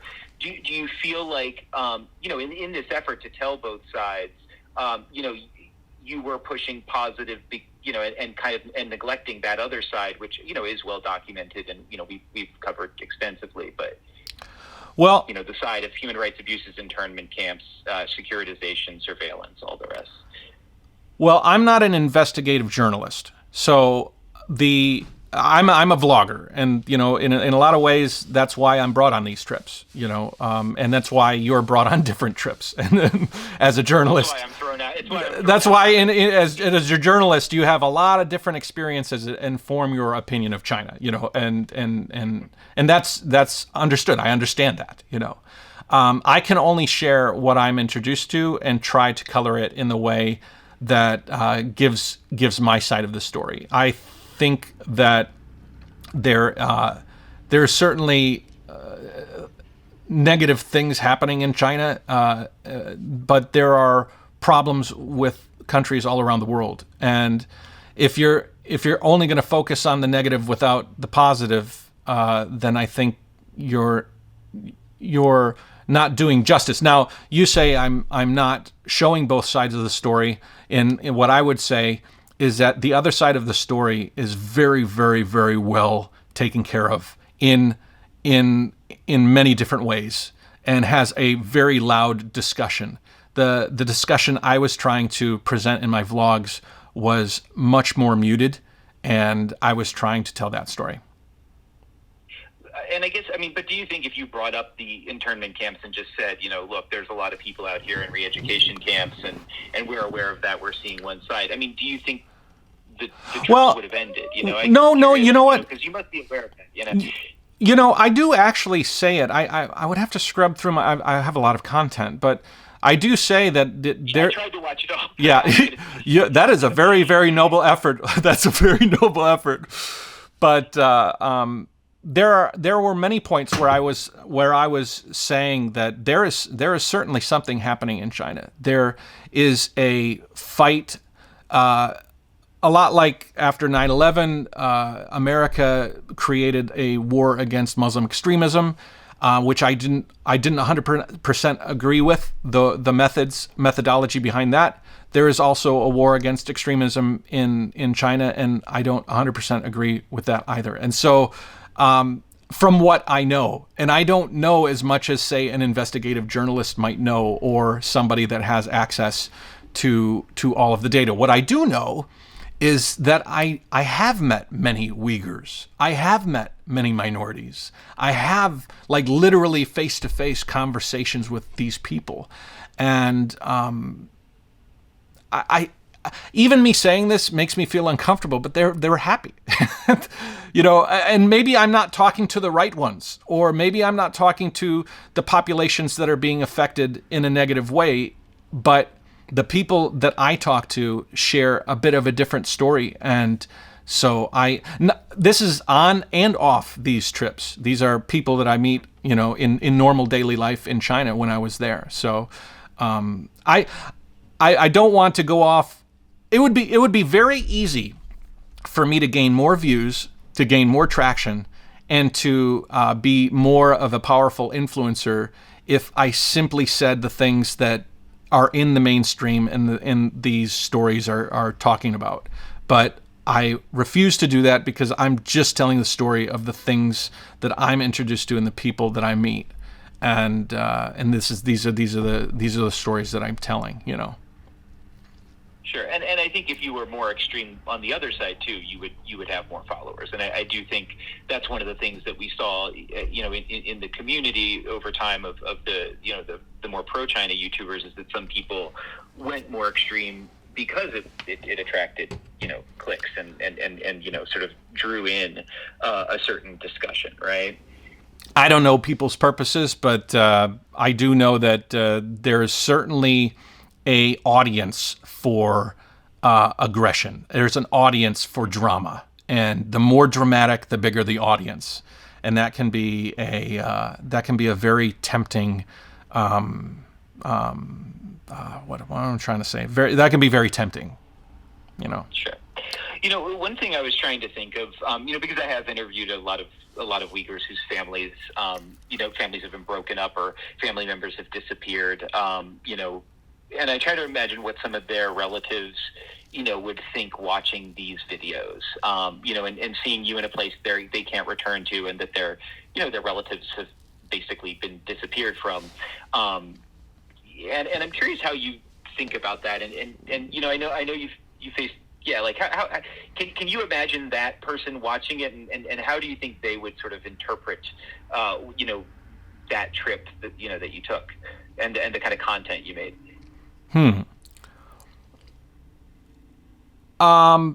I think that if I was to place myself squarely on one side of an issue or another, let's just say abortion in America, you would find people that would be disgusted on either side of that, depending on where my opinion laid, that would be disgusted at my complicit comment, or what would be the opposite, implicit, or but I think that if I'm honest in my interpretation of where I'm going and what I'm seeing and who I'm meeting, you have to sort of look beyond that, because for you can't make everybody happy, and you can't try to tell a story that you think will make everybody happy. And so I've tried to be as unbiased as possible, and if my interpretation of things is wrong or believed to be wrong by certain people who have felt a prejudice on them from the other side of the argument that I'm talking about, I would hope that they would understand that my intentions were pure and trying to express as much as I knew about the topic. So I hope that came out really disjointed, but No, I think I understand that. Yeah. And I think I just, because I know that you've gotten a lot of, for all of the engagement and support you've gotten a lot of sort of pushback. I think people have called you, a denier of the human rights issues there, denier of genocide and that type of thing. And I'm just curious if you understand why they're saying that and how you sort of think through it. You know what I mean? I've actually had very constructive conversations with people in my comment sections and in public who disagree with me. And I am very open, and I hope to disarm them with my ability to empathize with their situation, but also hold on to the beliefs that I might have. The things that go off the rails are, in many cases, Westerners who have a virile anti-China stance and paint a literal target with a gunshot shooting me dead in videos that they post on YouTube, and death threats and very, very, I've been threatened in many ways from the public out there, not the public in general, but a specific group of people who have these virulent views. I think most people I would be able to sit down and have a conversation with, and whether we agree or disagree, we would walk away from that conversation understanding that we're both trying to interpret the world, and maybe the person who's been excommunicated, the person that's left China and cannot go back, that person has a perspective I would love to know more about, and I would appreciate a sit down and a talk with that person. I'm not a person that's solidified in my ways in order to close off the world and be ignorant from it. I'm trying to learn about the world. It's part of the reason that I want to travel around it. And so, I guess on that point, there a lot of what a lot of that trip to Xinjiang was very, it was very sort of touristy in a way, right? I mean, you're going to meet people and you're going to see sort of general things. There are a few times where you get pretty pointedly political. One is you're leaving this sort of museum built to kind of describe Uyghur culture, and you basically say that, to people who think this is like Nazi Germany. The Nazis didn't have a museum, built to the Jews ahead of sort of mass extermination of Jews during the Holocaust. And I guess a perspective like that, or trying to make that point, I'm curious whether you regret sort of saying that, and also, do you believe that there are, large numbers, hundreds of thousands of people interned in Xinjiang, and that there are massive human rights problems in Xinjiang? Like what is your ultimate feeling about that? All right. So first, the comment about that I made in front of that museum. And you might have to remind me to talk about the other thing. So, sure. yeah. One at a time. So, my interpretation of the lead up to World War II was that the Jewish culture was accused of being the reason for the downfall of the economy of Germany during that time. They were scapegoated, and they were accused of being the reason for the downfall of Germany. And so that created an animosity towards the Jewish culture that allowed such atrocities during the Holocaust to take place, because people were kind of taught to hate the Jewish culture in Germany. The situation that I had seen, and this is my opinion, is as I was living in China for over a decade, I saw education and appreciation over time for cultures enhancing. So there was, a few noodle shops on my street that were run by local Uyghurs in Ningbo, and I love that place. There's nothing better than a Xinjiang noodle shop, And so there was a little bit of racism directed at them locally from different people that I talked to, and just in conversation. I couldn't even out a specific person, just a vibe. And then over time, more Xinjiang restaurants in the area, more different sorts of foods and different sorts of cultures. There was more exposure to the fashion, and it seemed like I saw a concerted effort to welcome them as opposed to continue to scapegoat them and repress them. That's just what I saw. And so when I walked through that museum, which was a public museum dedicated to celebrating the clothing, the food, the culture of not only Uyghurs, but also Kazakh and Tajik people who were in the area of Xinjiang, I walked out of that room with a feeling of, wow, this is a really misunderstood part of this whole story. And at that time, just to kind of give the ultimate context, I was getting inundated with comments, because a lot of times as narratives are pushed through YouTube channels, or as conspiracy theorists create certain narratives, I'll hear them first, because they'll go right to my comment section and say, how dare you, you're supporting Nazi Germany. It's exactly like Nazi Germany. And I says, listen, believe what you want about what's happening here. It's not like Nazi Germany. You can't make that specific comparison if you're seeing the things that I'm seeing. And so I made that comment. I don't regret saying that. It was the whole point of my YouTube channel is sharing those perceptions that I have at that moment, and in conjunction with the things that I had just seen. And so I don't normally say those sorts of things in my videos, and I felt the need to say, if for all of those commenters that have been recently saying that China is the epitome of Nazi Germany, it is Nazi Germany. I was like, well, it might be something, but it certainly isn't Nazi Germany, with regards to that. And to draw on the second part of that question, do you believe that there's these reeducation centers and these sorts of things?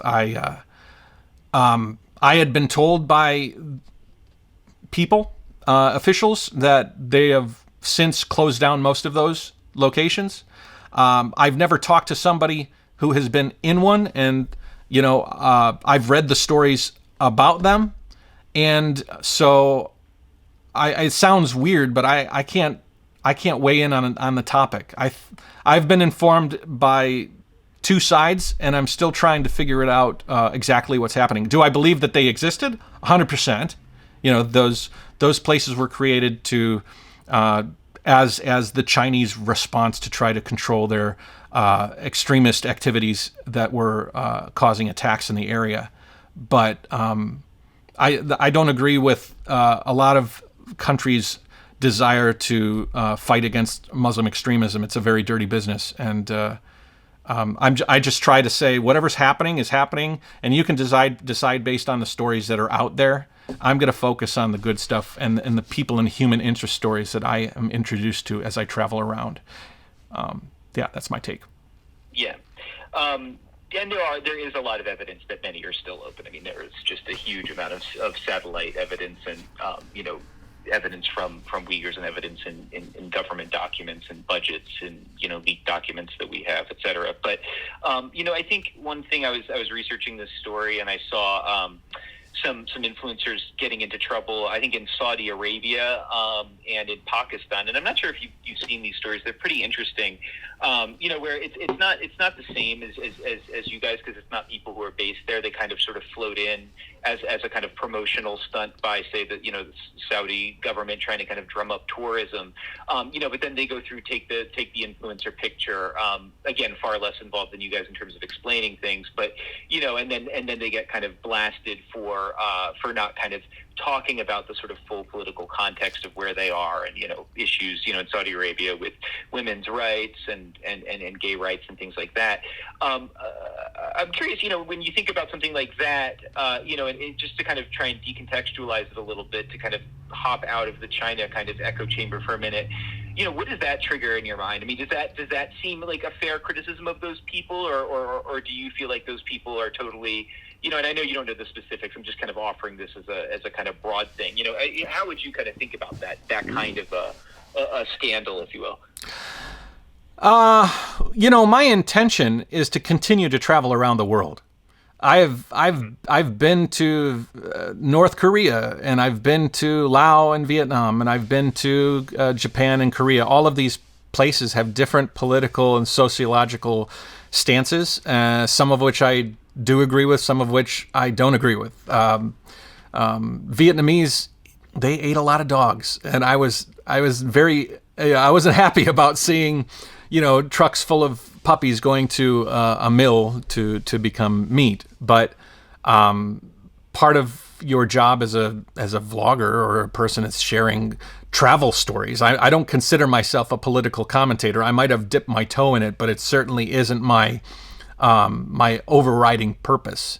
If people are going to Saudi Arabia to tell stories on the ground that are true to life, then and they're not if they're a political commentator, if their purpose is political commentator, and they go to Saudi Arabia and they ride a sports car down Main Street and having a hangover experience, then maybe you can have a discussion. But I don't think you can ever go wrong with sharing stories on the ground as long as the human interest story is honest. Even with me sharing the stories of the people in Xinjiang, these are real people living real lives. They might be running counter to the narrative of some other stories out there, but if you're willing to disregard one story in favor of another, even if they're both true human interest stories, it colors the entire picture. And so as long as those people were telling real stories, I don't know anything about the actual what you're talking about, but just my 2 cents on it. I would think that Got it. It'd be okay, as long as I was just trying to kind of poke the issue from another angle. Right. No. I mean, my intention also is to continue traveling around the world, and I want to be able to have an objective view of every country that I go into. And sometimes you have to, try to tell a story from a certain perspective so that other people in the world can understand that perspective too. So that's important. And not to belabor the point, but I mean, you are talking about what's in front of you, and you're very aware that a portion of it is handpicked by the Chinese state media. What you're seeing is kind of being presented, and you feel comfortable with that. Is that, I mean, just sort of to kind of go back to that point. If I was only going on these trips, and it was like Matt only goes on these trips, and that's my only basis from which you can see China through my lens, then maybe it would be problematic. but those trips that I go on are a very small percentage of the collection of videos that I've produced as I've traveled around the world. So if I'm introduced to a side of China, then I know that if somebody watches my videos, they'll know that that's in line or offline from my theme. And so, you know what I mean? Like, I have benchmarks that are already built up through content that I've produced over the years. And it would be very obvious if all of a sudden I was saying something completely off color or off message. And I think that the stories that I told on the road were very in line with what the Jayo Nation in my YouTube channel is designed around talking about. And another kind of, this is kind of an aside, but I mean, I'm curious whether you ever felt that state media support, on either their YouTube channels or social media helped you grow your channel, because you're not yours is a less of an example compared to some of the other influencers who are pretty heavily amplified by various government social media accounts and state media accounts. But I'm curious the degree to which you felt like you were kind of getting helped by state media, and the cooperations you had with them as this was going on. I mean, anybody that appreciates something that you say is going to decide to say, I want more people to hear this message. So when I was in Hokkaido, I was introduced to a coal train in Koshiro, which was a city that was where the last coal train rode in Japan, and so when I left that place, the state, the Japanese government was like, we're helping to boost that content because it shares an interesting insight into Koshiro. And so, I mean, as a YouTuber, you want as much exposure as possible. If you are feeling like your content has integrity and you're honest and true, then I don't think you should be interested in turning down any help, whether it's from some sort of state entity or private individuals. It's the message that you're saying, and if you don't feel comfortable with that message, then I think you might have to take a step back and evaluate what your ultimate purpose is, But I do think that a country of 1.4 billion people is even if they give you a little boost, it can be quite a big boost just by the sheer number of people who live inside China and outside China who are attached in some way to the mainland, But I guess just to come back to that idea, I mean, did you feel like, the times that you would appear on CGTN shows and, the social media support you may have gotten from various kind of government accounts and state media accounts that have large followings, do you feel like that played any kind of significant role in your kind of the growth of your channel during that period? I think any exposure in any sort of major media is going to boost your channel. So yes, I think that, having the ability to have your content shown to a larger audience did help the channel grow, for sure. Mm-hmm. Okay. And then one final thing, and then we'll kind of move on to your leaving of China stuff. The one thing that we're sort of going to we're going to reveal in the article, which I think is interesting, is there's some researchers from Yale who took every tweet that mentions Xinjiang in English for the first 6 months of the year. And they were kind of looking at the videos shared and which were the most shared videos and most shared channels. And what they found was, I was actually very surprised by it. And what they found was that 9 out of the 10 most shared videos on Twitter during that period were either pro-China influencer videos or state media videos. And I think it kind of speaks to one of the points, in sort of the approach by Chinese state media on overseas social media, which is to kind of, drown out other stuff with just a massive amount of kind of amplification of content that's sort of more anodyne or tells, like you said, this sort of, how you view it, the other side of the story. And so, from your perspective, all of these critiques are very well told. But it was interesting to look at social media and kind of see that, in fact, the stuff that was spreading around the most was actually a lot of the the content pushing back against it and telling these sort of alternative narratives about what was going on in places like Xinjiang. So I'm curious what you make of that, or whether that's surprising to you. Well, I mean, I'm not privy to conversations deep within the CCP on how they're managing their social media platforms outside of China. But I can say that in this sort of new media space that we live in, you're able to curate and push whatever message you want. I mean, when I open my YouTube videos, I'm blasted with a blue or a red message, and those messages are funded and amplified by organizations that are trying to push either a right or a left agenda, and they're very, very obvious. I mean, it's funny to. I've lived in China a long time, and they say that they're the masters of propaganda. But there is a very interesting thing happening in America with regards to that. So I think that if they're savvy, then they're probably pushing levers, to try to promote messages one way or another. But how do I feel about that? Well, I mean, I have no control over it, and as much as if you have a pro-China message, you'll get boosted. There are maybe off of Twitter or off of certain on 4chan or different things. The opposite message is amplified in similar ways. So I don't know. That's just. I mean, obviously, I'm talking from complete ignorance. I have no idea. Sure. Yeah, I was just trying to kind of. I mean, I just thought it was interesting because I think we talked to one of the people who designed the YouTube algorithm initially, and one of the points he made is just that, like, if you have a large, well-funded state media organization, helping you out as an influencer, you're going to grow in a way that somebody who doesn't have that. You're going to grow in a completely different way. You're going to grow in a much quicker way, in a much more profound way. And that while YouTube seems like a great sort of democratic space of like the top content rising to the top, in fact, there's a lot of other stuff at work here. And so, the way that the Chinese state media has sort of amplified this stuff has had an impact. And it's quite interesting to see how profound an impact that is. So I was just trying to kind of make two things. Yeah. Firstly, sure. Could I get the number of your friend, and could you tell him about the Gyro Nation? I don't know how well he is with that algorithm, but I could use a little help.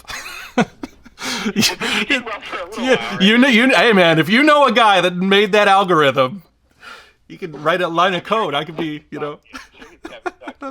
No, I'm just joking. But I mean, listen, there are agencies upon agencies that once you start producing videos for YouTube, I am contacted on a regular basis by they're like agents and agencies inside, outside, everywhere of China, outside of China, in different parts in America, and their job is to pull certain levers and push certain tweak the algorithm and tweak your content in order to make it artificially inflated, whether that's buying views or buying subscribers or doing some sort of a campaign. So I don't think I would be very surprised if China wasn't one of those entities' clients. That obviously they probably have their own department, that would be doing their own thing, obviously. But so I would be very surprised if they weren't. I would be very surprised if America wasn't doing the same thing as well on a counterbalance. It seems like what you're saying at the moment that China has more invested in this campaign, and I would imagine if you fast forward, there would be a time when America would be as well. Probably an ebb and flow of this new war of content, on YouTube. It's certainly not as democratic as it was originally intended, and it's. I think it's probably a lot easier to manipulate than even most YouTubers can understand. There's probably a real subculture of people who know how to move the algorithm around and manipulate it in a way that supports them. So I don't know. That's I often wonder that too. There's all sorts of people that I'll turn on a channel and say, wow, that content does not look like the content that should have that audience, or how did that happen? I'm constantly reevaluating myself. I don't think I'm the best YouTuber in the world by far. It's a journey that I'm on, and I don't expect to be, a superstar. I'm just trying to share my stories. Yeah. Got it. And the one other thing is, what did you think about the fact that you were out there on YouTube, which is a channel which is blocked within China, going on trips that are sort of supported, some of your trips anyway, supported by state media, which is a part of the government that has blocked YouTube in China. But clearly, you guys are brought there with the idea that you're going to project these images to the world on a platform that they don't allow in the country. I'm curious whether you ever sort of, what your thought is on that kind of contradiction about how sort of, the projection of the state media narrative sort of works on social media these days. Sure. Well, when one of the things that I've learned as I travel is you're living as a guest in every one of these countries, whether it's Korea or Japan or Laos or wherever, and so you live by their state rules. So you wouldn't go into your uncle's house and tip over the furniture because that's what you do at your house. And so YouTube is not accessible to most people in China. Unless you have some sort of approved VPN service. Some people do, but we all know most people don't. And so my original purpose for my YouTube channel was not intended for a Chinese audience. My purpose was to try to teach outside people about what was happening inside. And so by the time I started doing these trips, my content was being viewed in China because I actually have a Bilibili and a Toutiao and a Xiaohongshu and a Douyin. And so a lot of the content that is put out on my YouTube channel is also translated into Chinese and put out to the Chinese audiences, and is very, very popular. It's funny because I kind of wanted to show people the world outside of China and then have people grow my community that way. But it seems like there's even when I'm now outside in America right now, there's a lot of people who are watching my videos from here and saying, "Wow, that's it's like I've flipped the script, and now there's entities in China that are watching my content that are only in China, and I'm feeding them the world from outside as opposed to what I was doing before."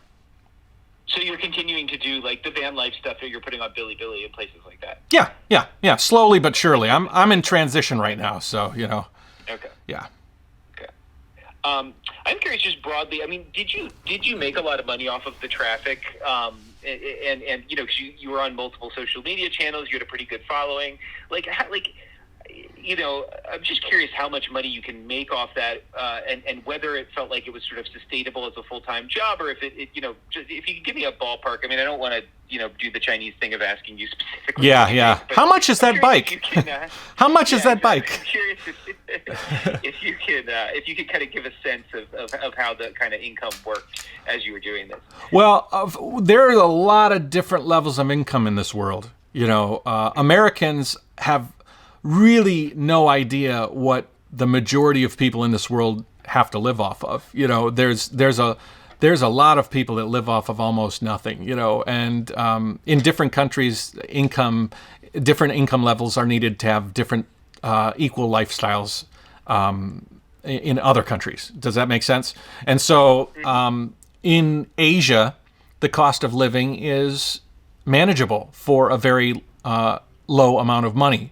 And so that's why the reason I preface this is it's always different, and I can survive off of a fairly slim monthly income in order to sustain all of the activities that I do during the time that I travel. And so as long as I can make that minimum, I'm pretty happy. And that minimum would be probably way too low for most Americans, most middle-class Americans. But the ad revenue, you got to basically combine income streams. So you have ad revenue from the videos, then you have Patreon account where people who are like really interested in what you're doing can chip in a little bit here, a little bit there, and then I also sell some T-shirts and stuff. But it ebbs and flows a lot, like we had discussed earlier, with the views on my channel down right now. Then obviously the revenue goes down. So as your views go up, the revenue goes up, and it all depends on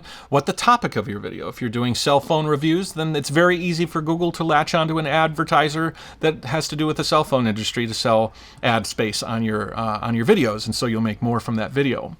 And so there's a lot. There's time of year, there's length of video, there's content title, there's so many things.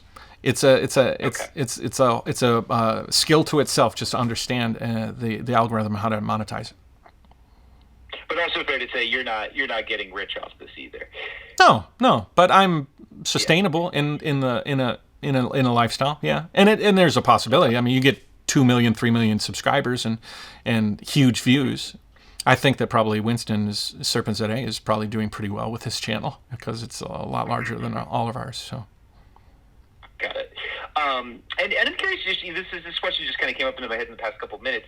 Who did you think your audience, like what's your sense of your audience on YouTube? Like, because it's, I having poured through the comments quite a bit, like it's an interesting mix of people. I'm just curious, like, yeah, how would you sort of describe what you perceived as your audience on your channel?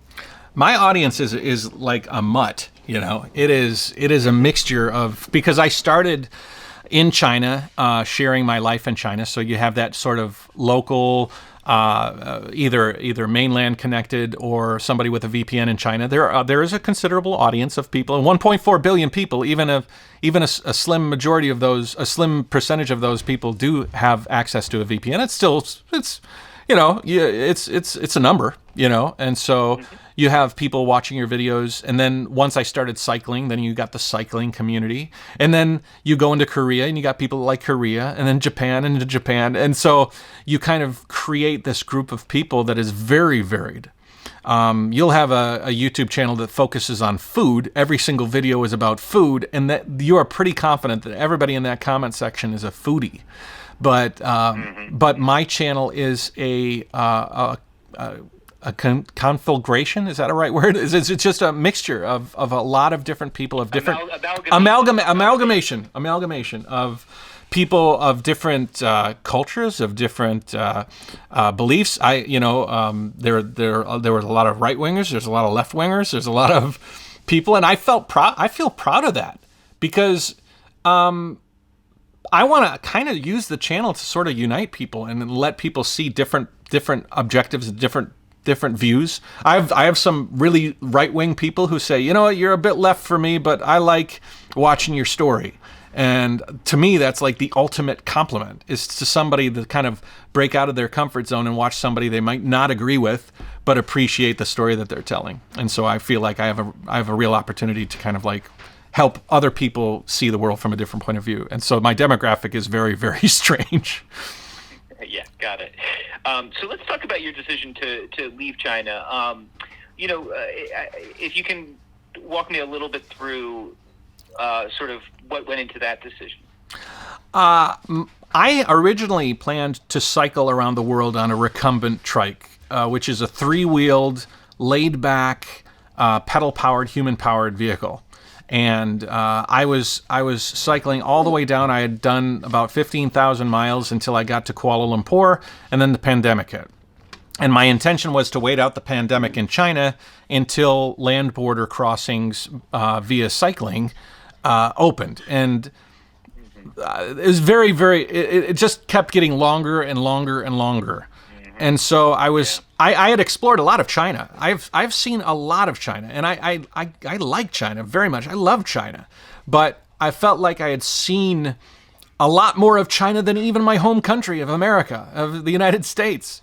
And as a American passport holder, I felt like I could come to the United States, I could reinvent my journey, and continue my plan, which was to travel around the world. My plan isn't to stay in China permanently. My plan is to travel. And so I moved back to the United States, And I have supplemented the cycling with van life, and I'm creating a mobile video studio and podcasting studio that I can actually, because cycling around the world, one of the things that you were always running into is you had to find a place to edit. So you had to find a hostel or a hotel or a coffee shop with Wi-Fi and stop at these places. And so I'm like, maybe I can create that space that actually roams around with me. And so I'm in the process of building out a van. And instead of going from Asia to America, I'm going to start at the top of Alaska and work my way towards Asia in a south sort of easterly direction. Mm-hmm. Got it. I will say this just kind of occurred to me. I think one of the videos that I got sort of more emotionally upset about of the ones I watched of yours was actually your departure video, and I know you were. I was being sarcastic. I know you were, but having been somebody who sat in that airport lounge, literally having been thrown out of China, and having your kind of entire career sort of, and 15 years of your life sort of ended in this very abrupt, fairly like intense way, like it just kind of triggered something in me. Okay. So I just, just to sort of, I'm curious what you think, but it's to show you how sometimes, you're lost in this YouTube battle, but then to people from afar, it looks very different, The comments that I got on that video were not what I expected, because I always consider myself a pretty empathetic guy, and I felt like I didn't translate my comedic genius as well as I thought I did, because there was, and it wasn't like if I would have probably talked to you beforehand, I probably wouldn't have done that, that way, because I didn't want to be a device for people to feel like I wasn't understanding or empathizing with other people's experiences. What I was drawing that to was a YouTuber called Matthew Tai Laue 86, and he had a video where he claimed that he escaped from mainland China by crossing the border into Hong Kong, and I just. We're all aware of the security state of China, and if they have a reason that they want you to not leave China, they will not let you leave China. They will stop you at the border. I mean, that's what a border check is for. And so in his harrowing story, he said that he gave his passport to the lady, and the lady looked at his passport, stamped it, and he was on his way, basically. And he said they were after him. And I said, well, if they were after you, you wouldn't have been able to get that passport stamped, And so I was sort of, there is, and a lot of this is a sort of rivalry and a thing that I have with those YouTubers in particular that I feel are being a little bit salacious in their description of their lives in China in order to cater to an algorithm that supports very, very dramatic, and if it bleeds, it leads sort of discussions. And so I thought, and when I said that in the airport, I thought I did it with more of a grin on my face, but apparently I was too serious. And I had a lot of comments like yours, so I did not mean for it to be taken in the way that a lot of people took it. So. Yeah, sure. But in saying that, Paul, that video is very popular on my channel. And you know what I'm saying? It's like you have to create that was unintentional for me to have that such a controversial statement. I was sort of making a joke, but it was taken in a way that was so dramatic that video was very popular because it created a lot of anger, and that's sad, that's the video that gets the views. Yeah. Do you feel like going into the van life, I know you said at the outset that you were kind of, the past couple of years taught you to kind of be more open and expressing your sort of political outlooks as you vlog. But the way you just described the dynamic on YouTube of this sort of it leads, the more drama, the more political controversy, the more hits and engagement it gets. Do you feel like in your choices in your own life, I mean, you are a part of that environment, you're a part of that ecosystem, that in going into something like van life is more of a return to form for you and a bit of a departure from, that type of dynamic that you do find sort of distasteful? Yeah, most certainly. I am not completely comfortable being a political talking post for big issues. I want to talk about a bit of the smaller stories, but as a person that has traveled around the world, I want to be able to share as I travel through a city in Belize the adjoining experience in, say, North Korea or Japan or someplace in China that would help to illuminate that place's significance in a certain way or another. So I'm hoping that I can find some sort of a middle ground to maybe not be so dramatic or touch on such dramatic issues, but share a nuanced, larger, global, potentially geopolitical worldview of certain instances and places. Because if we can share, my China experience could help somebody's American experience, and my Japan experience could help somebody's Korea experience, and I'm hoping that I can kind of blend those things together, even if they are maybe potentially a little risque. I mean, I'd rather not get too deep into that realm, but if I can kind of use my worldly knowledge to help other people ascertain some sort of understanding of a different place, that would be great. And how has it felt, sort of switching gears so intensely to like a fairly different, kind of video blog? As we said, a lot of the viewership fell off. I'm curious how it's been to kind of restart in that way and be back, in your home country doing just something very different. Well, it's everything is an ebb and a flow. So you have right now. I'm in a transitional period. I don't even have the content to support the views that I intend. Like, once the van is built, then the content is going to start pouring out of the channel, and I'm going to be very focused on making great stories to tell. But right now, I'm just trying to find companies to help me build this van, which is, it's not a very interesting vlog. I'm talking to companies, all the time. It's not exactly salacious or exciting. But what was I going to say? You continue. Go ahead. Oh, no, sorry. If you had something else, take a second. I'm just curious how the transition's going. Because it does seem like, just watching your videos, it's very easy to feel the geographic rift, within the videos, if that makes sense. Like, 1 minute you're in Hami in Xinjiang. Yeah.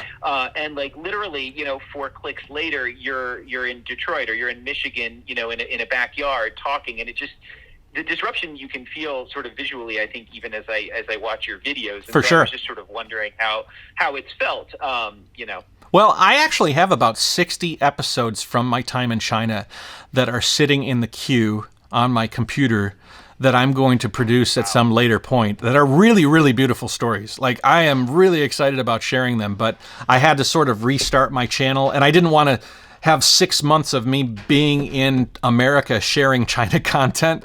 It just didn't seem right. So I wanted to kind of start this whole van life story, and then down the road take like a little China vacation where I kind of like go back into the old content and share some of those stories. But one thing that I have realized is, as a traveler who's accustomed to living life on the seat of a cycle, a human-powered vehicle, traveling from place to place, I've learned that suburban American life just doesn't appeal as much to me as it used to.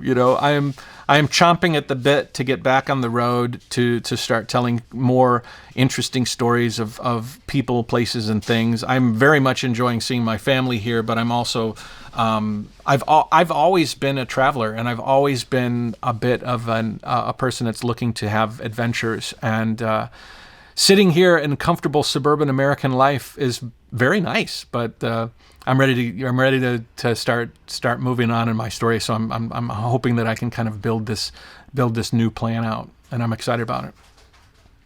So what do you do after you build the van? Like what is your kind of vision for the channel after that? Oh, it's great. So originally I was cycling. So I would ride about 60 miles a day. And I would be so tired at the end of the day riding that I would have to try to find a story to tell on the way. And it always had to be in like sort of a straight line, because if you diverged, you'd have a week added in one direction or another.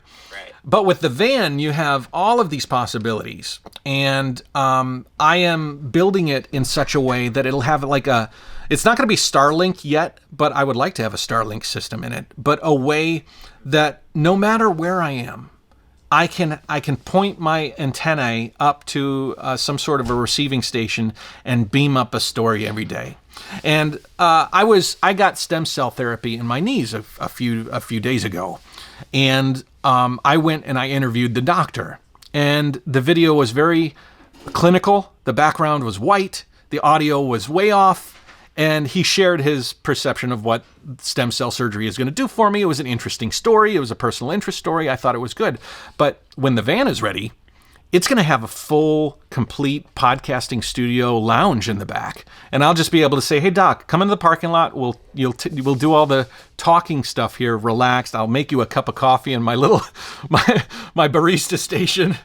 And then we can film the B-roll and everything beyond that. But I'll have this roaming platform in order to tell stories. If you're a foodie, if you're an architect, if you're an entrepreneur, if you're a golfer, if you're a teacher, if you're whatever story, my plan is to travel around the world and continue my tour, inviting people, to the van space in order to share their perception of the world. And the van is going to have windows all the way around, so you'll have this panorama of forests and lakes and mountains and things, that you can literally choose the location of the story that you want to tell. I'm very, very excited about this. And it's kind of a culmination of all the sort of stories that I've told and the things that I've done and the travels that I've done are all helping to kind of feed into this new story that I'm planning to write. So I'm excited about it. Very cool. Yeah. One final question. We did talk a lot about sort of, just YouTube itself and how it works. Do you worry about what YouTube is doing to political discourse? I mean, you've lived within that channel, within that ecosystem in a way that I can only imagine. And you've seen it. You've talked about kind of the debates in the United States and, sort of the arguing that was going on within the China world.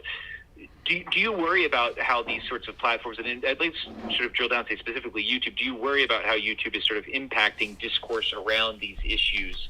And do you think it's healthy? 100%. I think it's not, I can't say 100%. That's my whole point is nuance. I can't say 100%, but it's not good. It is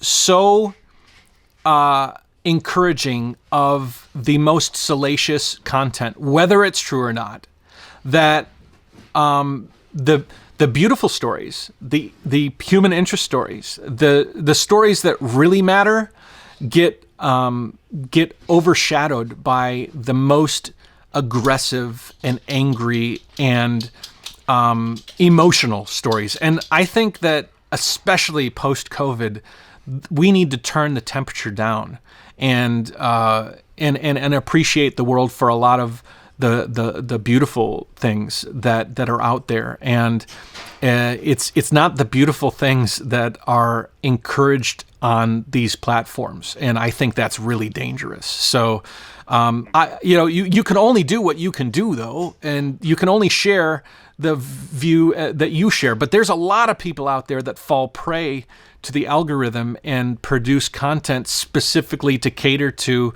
what YouTube sees as the most effective content to push their ads, and that's the aggressively judgmental and argumentative and emotionally driven content that I don't think we need today. I think we could do better without it. And I'm a part of the problem because I am a YouTuber as well. And so I'm trying to tell the stories from as honest a standpoint as possible. But even me, I have to do a clickbait title or nobody's going to watch your video.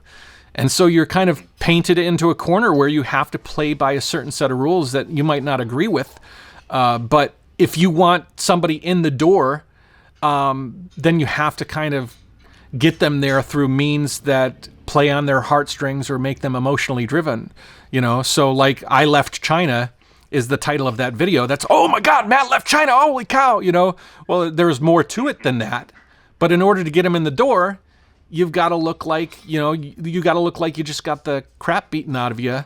And, and I personally, I do not like that, but you got to kind of if I like the messages that I say in my videos. I have no regrets for what I say, and I think that they are important and relevant, but you can't get the people to see those important messages without trying to be part of this system that is so emotionally and dramatically driven.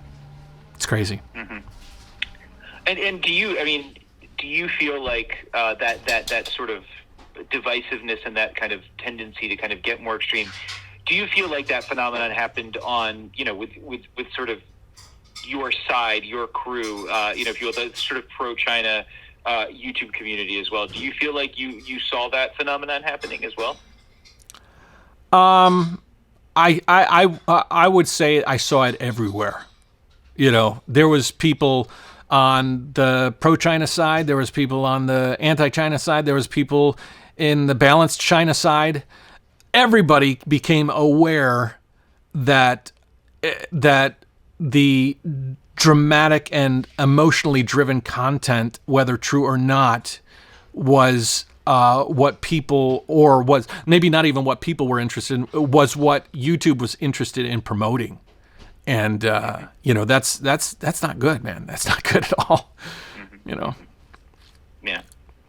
And do you feel that the Chinese state media and some of this stuff sort of saw an opportunity in the sense of trying to use some of that to kind of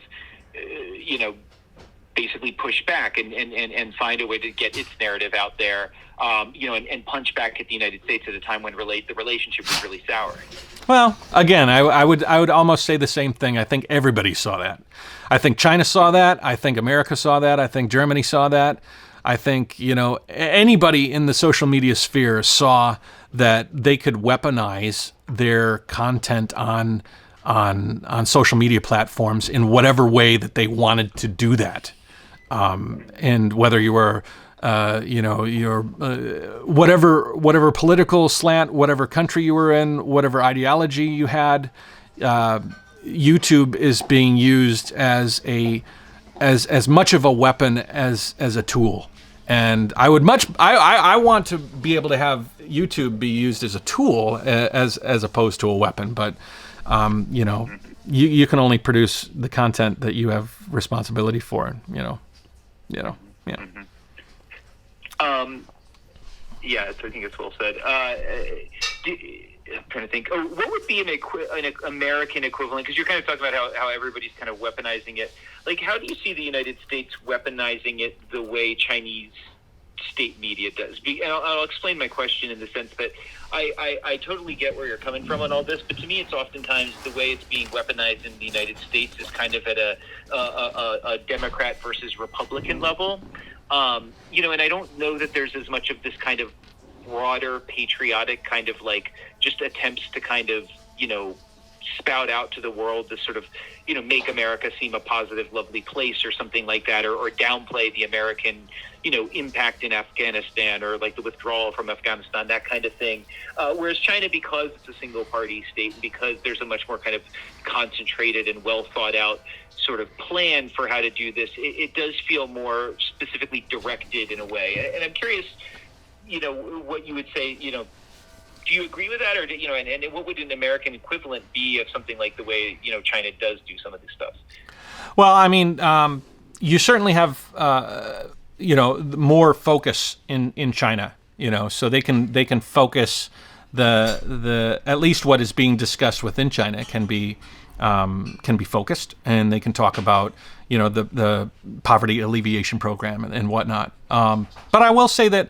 Although America has a lot more entities, like obviously there's Breitbart, Fox News, and CNN, and then there's all these like potential religious issues, and then there's all of these, and each one has very, very defined sides on both sides. But you also have government initiatives like the Build Back Better. I saw a lot of advertising for that. I would probably compare. There was a lot of like people saying Build Back Better has overwhelming support, by both parties for X, Y's, and Z's, and so I think that could be somewhat similar. But I think that the politics in China are way more unified than in America. America is fragmented to to a degree that I think is doing a disjustice in America. And like, as much as you could argue that maybe having a too unified message drowns out other issues that might have importance, I think you could say the opposite for America in many ways, that it's so disjointed that there's no compromise because they're so interested in tearing their opponents apart that nothing ends up getting done. So Sure. So there's nuance to both issues. Mm-hmm. Yeah. And I mean, of course, from the United States, it would always be difficult because to be as unified as China, because that does grow from an authoritarianism that sort of decides for the people, and there's obviously ways that it checks on what people think and so on. But at the end of the day, it's ultimately the Communist Party deciding what should go out there and what the message should be. Right. Mm-hmm. I mean, they're the government. They're the one government there. That's how they do it. I mean, every country has. That's what I meant before when I said when you go to different countries, you got to appreciate the different countries for the way that they do things. And just like the government in Vietnam is different from America, there's also differences between the way that China does things. And it's not my place to tell them what they should be doing or shouldn't be doing. But I do sort of just try to talk about what I see and what I do when I'm there. Mm-hmm. Okay. Anything I don't know. We've been talking for a while. In this 2.5 hour call, anything you want to add, or anything I left out? Any point you'd like to make? Geez, I don't know. I think I wanted to make sure to let. Listen, I talked a long time. I am going to be very, very curious to see what you end up using in this interview. It's going to be a challenge. Yeah. I really appreciate you taking the time, man, and it's very much appreciated. And it's just good to have an exchange on this and hear you tell your story and give reasons, and I hope I reflect it, in a way that you feel does justice to everything. I really hope, Paul. I've talked to you and we've sent some messages back and forth. You're a journalist. This is your job, and I understand that. And you have a certain thing that you're writing a story, and your story is a specific topic. And I hope, I hope that it comes out in the way that I've been trying to. I haven't lied to you, so I'm just hopeful that the message comes out in a way that's as balanced as I hope I'm being now.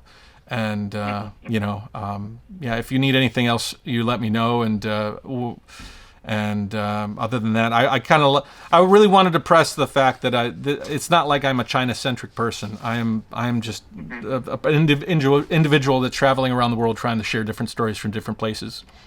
And and it's that's one of the reasons we wanted to talk to you. Too, is because you bring again, you hate this, but the influencer side to it. I mean, you're very much a sort of video blogger for a long time, and you've been doing this in different places. So I think it's sort of a good representation of what we're trying to talk about, in a very nuanced way. So okay, well, I think that's good. 2.5 hours. I mean, if you don't have enough, holy moly. It gets more challenging when you have too much. Right. So we'll see. Okay. But yeah, I'll be in touch, and I'm gonna shoot this off to the Daily too, and we'll see what they make of it. Okay. And I may sort of circle back around with some more specifics. They may want to kind of push into something else. They're the only ones who always want more tape. I guess this is like the way it is for multimedia people. But yeah, so I'll circle back with you and let you know. And also, just if you have any questions, anything else comes up you want to think about, talk about, feel free to drop me a line. You know how to get me. Okay, you pretty much got my life story. So. Okay. All right. All right. Take care. Have a good rest of your day. Yeah. Have a good night, man. Appreciate it again. All right. Bye-bye. All right. Bye-bye. All right, guys. How did I do? What do you think? Did I put my foot in my mouth? I don't know. But I thought it was an interesting way to share it with you. You guys get to see. By now, you've seen the story. Was it fair? Was it balanced? Hopefully. Anyways, take it easy, guys. Jayo. Like, subscribe, share, comment. And do you like my new camera? This is my new camera. Sony A6600. Cool.